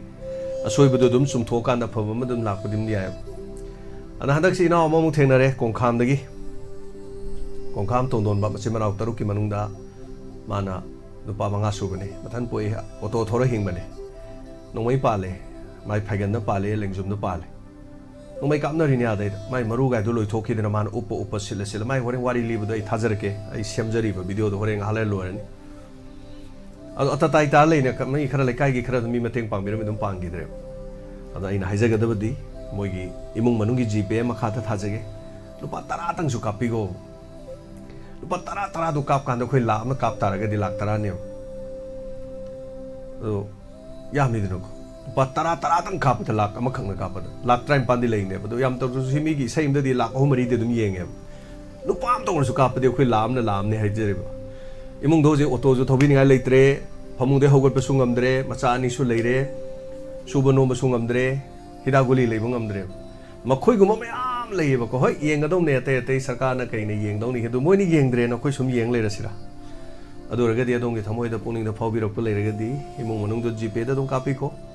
ꯑꯩꯈꯣꯏꯒꯤ ꯑꯣꯏꯅꯁꯨ ꯑꯩꯈꯣꯏ ꯏꯁꯩ ꯅꯣꯡꯃꯥꯏꯒ ꯇꯧꯖꯔꯤꯁꯦ ꯁꯤꯗꯒꯤ ꯑꯔꯦꯝꯕ ꯐꯟ ꯈꯔ ꯇꯧꯖꯔꯀꯥꯟꯗ ꯄꯨꯛꯆꯦꯜ ꯆꯥꯎꯕ ꯈꯔ ꯇꯧꯔꯒꯅꯦ ꯑꯩꯈꯣꯏ ꯁꯣꯏꯗꯅ ꯊꯤꯟꯖꯔꯨꯒꯅꯦꯕ ꯌꯥꯝꯃꯁꯨ ꯌꯥꯝꯗ꯭ꯔꯁꯨ ꯂꯨꯄꯥ 10,000 20 ꯍꯤꯗꯥꯛ ꯒꯨꯂꯤ ꯈꯔ ꯆꯥꯅꯕꯒꯤ ꯑꯗꯨ ꯚꯤꯗꯤꯑꯣꯗꯣ ꯁꯦꯝꯖꯔꯛꯀꯦ ꯇꯧꯕꯅꯗꯤ ꯌꯥꯝ ꯌꯦꯡꯕꯤꯗꯕꯅꯤꯅꯀꯣ ꯀꯔꯤ ꯍꯥꯏꯗꯣꯏꯅꯣ ꯑꯗꯨ ꯌꯦꯡꯗꯦ ꯁꯥꯎꯔꯨ ꯌꯥꯗꯦꯕꯁꯦ ꯑꯗꯨꯅ ꯄꯨꯛꯆꯦꯜ ꯆꯥꯎꯕ ꯑꯩꯈꯣꯏ ꯃꯌꯥꯝ ꯃꯥꯟꯅꯔꯒ ꯂꯣꯏꯔꯦ ꯁꯣ ꯁꯤꯅꯤ ꯑꯗꯣ ꯑꯩꯁꯦ ꯃꯇꯝꯗꯤ ꯄꯨꯡꯂꯣꯏ ꯂꯣꯏꯔꯕ ꯉꯁꯤꯁꯦ ꯑꯗꯣ ꯗꯣꯛꯇꯔꯁꯤꯕ ꯑꯩꯅ ꯄꯥꯏꯁꯜꯂꯨꯔꯦ ꯗꯣꯛꯇꯔ ꯃꯤꯅꯤꯠ ꯑꯃ ꯐꯥꯎꯒꯤ ꯃꯅꯨꯡ ꯑꯅꯤ ꯃꯅꯨꯡꯗ ꯀꯔꯤ ꯍꯥꯏꯕꯤꯕ ꯌꯥꯏ ꯉꯁꯤꯒꯤ ꯂꯣꯏꯁꯤꯜꯂꯛꯄꯗ ꯀꯔꯤ ꯍꯥꯏꯕꯤꯕ ꯌꯥꯏ ꯃꯇꯝꯁꯤ ꯄꯤꯖꯒꯦ ꯗꯣꯛꯇꯔ ꯃꯇꯝꯁꯨ ꯂꯣꯏꯔꯦ ꯑꯩꯅꯗꯤ ꯍꯥꯏꯅꯤꯡꯕꯗꯤ ꯈꯔꯗꯤ ꯌꯥꯝꯕ ꯃꯤ ꯀꯩꯅꯣ ꯍꯥꯏꯅꯤꯡꯕ ꯌꯥꯝꯕꯁꯦ ꯑꯗꯨꯕꯨ ꯑꯩ ꯍꯥꯏꯖꯔꯔꯣꯏꯒꯦ ꯃꯇꯝ ꯑꯣꯏꯔꯕꯅꯤꯅ ꯍꯌꯦꯡ ꯑꯗꯨꯕꯨ ꯀꯩꯅꯣ ꯇꯧꯔꯒꯦ ꯍꯌꯦꯡ ꯑꯣꯏꯅ ꯇꯧꯖꯔꯒꯦ ꯑꯣꯖꯥ ꯌꯥꯝ ꯅꯨꯡꯉꯥꯏꯖꯔꯦ ꯑꯣꯖꯥ ꯊꯦꯡꯛ ꯌꯨ ꯁꯣ ꯃꯆ ꯊꯥꯒꯠꯆꯔꯤ ꯃꯇꯝꯁꯤ ꯂꯣꯏꯔꯕꯅꯤꯅ ꯉꯁꯤꯒꯤꯗꯃꯛꯇꯗꯤ ꯃꯇꯥꯡ ꯑꯁꯤꯗ ꯄꯨꯛꯅꯤꯡꯒꯤ ꯋꯥꯔꯣꯜ ꯊꯧꯔꯝꯁꯤ ꯂꯣꯏꯁꯤꯟꯖꯔꯒꯦ ꯍꯟꯅ ꯊꯥꯒꯠꯆꯔꯤ ꯑꯗꯨꯒ ꯗꯣꯅꯔꯁꯀꯤ ꯌꯥꯎꯕꯤꯔꯤꯕ ꯃꯦꯝꯕꯔꯁꯤꯡꯅ ꯇꯨꯡꯗ ꯊꯣꯛꯂꯤꯕ ꯐꯣꯇꯣ ꯁꯨꯃꯥꯏꯅ ꯍꯥꯏꯕ ꯇꯥꯔꯦ ꯅꯣꯡꯃꯒꯤ 15 ꯒ꯭ꯔꯨꯞ ꯊꯥꯒꯠꯆꯒꯦ ꯃꯤꯡ ꯂꯥꯟꯕ ꯌꯥꯎꯔꯁꯨ ꯁꯦꯝꯗꯣꯛꯅꯕꯒꯤ ꯇꯥꯟꯖꯥꯗꯨ ꯂꯧꯖꯒꯦ ꯍꯥꯏꯔꯤꯕꯁꯤꯗ ꯌꯥꯎꯔꯤꯕꯁꯤꯡꯁꯤ ꯑꯩꯈꯣꯏ ꯑꯦꯜꯕꯝ ꯑꯆꯧꯕ ꯑꯃ ꯁꯦꯝꯒꯅꯤ ꯑꯦꯜꯕꯝ ꯑꯆꯧꯕ ꯑꯗꯨꯝ ꯁꯦꯝꯃꯒ ꯍꯥꯏꯗꯣꯛꯑꯒ ꯌꯦꯡꯕ ꯌꯥꯅꯅꯕ ꯑꯩꯈꯣꯏꯅ ꯇꯧꯖꯈꯤꯕ ꯊꯕꯛ ꯊꯧꯔꯝꯁꯤꯡ ꯄꯨꯝꯅꯃꯛꯁꯤꯡ ꯑꯗꯨ ꯄꯨꯂꯞ ꯁꯨꯞꯆꯜꯂꯀꯥꯟꯗ ꯑꯩꯈꯣꯏ ꯗꯣꯅꯔꯁꯇ ꯌꯥꯎꯖꯔꯤꯕ ꯃꯤ 900 ꯈꯔ ꯍꯦꯟꯕꯁꯤ ꯀꯅꯥꯅ ꯑꯦꯛꯇꯤꯚ ꯑꯣꯏꯔꯤꯕꯅꯣ ꯀꯌꯥꯝ ꯇꯣꯛꯈ꯭रे ꯀꯌꯥꯝ ꯇꯣꯛꯇꯕꯒꯦ ꯌꯥꯎꯔꯤꯕ ꯑꯦꯛꯇꯤꯚ ꯑꯣꯏꯕꯉꯩ ꯇꯣꯛꯈꯤꯕꯁꯨ ꯂꯣꯏꯅ ꯐꯣꯇꯣ ꯊꯦꯠꯀꯅꯤ ꯃꯈꯣꯏꯅ ꯅꯣꯡꯃꯇꯪ ꯑꯣꯏꯔꯕꯁꯨ ꯃꯤꯒꯤ ꯃꯇꯦꯡ ꯄꯥꯡꯉꯝꯕꯗꯨ ꯃꯈꯣꯏꯒꯤ ꯃꯐꯝꯗ ꯑꯩꯈꯣꯏꯅ ꯏꯀꯥꯏ ꯈꯨꯝꯅꯖꯕꯗꯨ ꯃꯨꯠꯆꯒꯅꯤ ꯃꯈꯣꯏꯅ ꯌꯥꯎꯈꯤꯗꯕ ꯃꯈꯣꯏꯅ ꯇꯣꯛꯈꯤꯕꯗꯨꯗꯤ ꯃꯈꯣꯏꯒꯤ ꯑꯄꯥꯝꯕꯅꯤ ꯑꯩꯈꯣꯏꯅ ꯊꯤꯡꯕ ꯉꯝꯗꯦ ꯑꯗꯨꯒ ꯆꯠꯃꯤꯟꯅꯕꯅꯤ ꯂꯥꯟꯃꯤ ꯑꯣꯏꯅ ꯈꯣꯡꯃꯤ ꯑꯣꯏꯅ ꯆꯪꯁꯤꯟꯕꯅꯤ ꯂꯥꯟꯐꯝꯗꯨꯗꯒꯤ ꯍꯥꯏꯕ ꯇꯥꯔꯦ ꯌꯥꯎꯕꯤꯔꯝꯕ ꯅꯣꯡꯃꯇꯪ ꯑꯣꯏꯔꯁꯨ ꯃꯤꯀꯨꯞ ꯑꯃꯇꯪ ꯌꯥꯎꯔꯝꯕꯗꯨ ꯃꯈꯣꯏꯕꯨꯁꯨ ꯏꯀꯥꯏ ꯈꯨꯝꯅꯖꯒꯅꯤ ꯑꯗꯨꯒ ꯊꯥꯒꯠꯆꯔꯤ ꯍꯥꯟꯅ ꯉꯁꯤꯒꯤꯗꯃꯛꯇꯗꯤ ꯃꯇꯥꯡ ꯑꯁꯤꯗ ꯄꯨꯛꯅꯤꯡꯒꯤ ꯋꯥꯔꯣꯜ ꯊꯧꯔꯝ ꯂꯣꯏꯁꯤꯟꯖꯕ ꯌꯥꯕ ꯂꯧꯖꯔꯤ ꯄꯨꯝꯅꯃꯛꯄꯨ ꯖꯦꯝ ꯁꯔꯨꯖꯝꯅ ꯑꯃꯨꯛ ꯍꯟꯅ ꯈꯨꯔꯨꯝꯖꯔꯤ ꯇꯦꯛ ꯀꯦꯌꯔ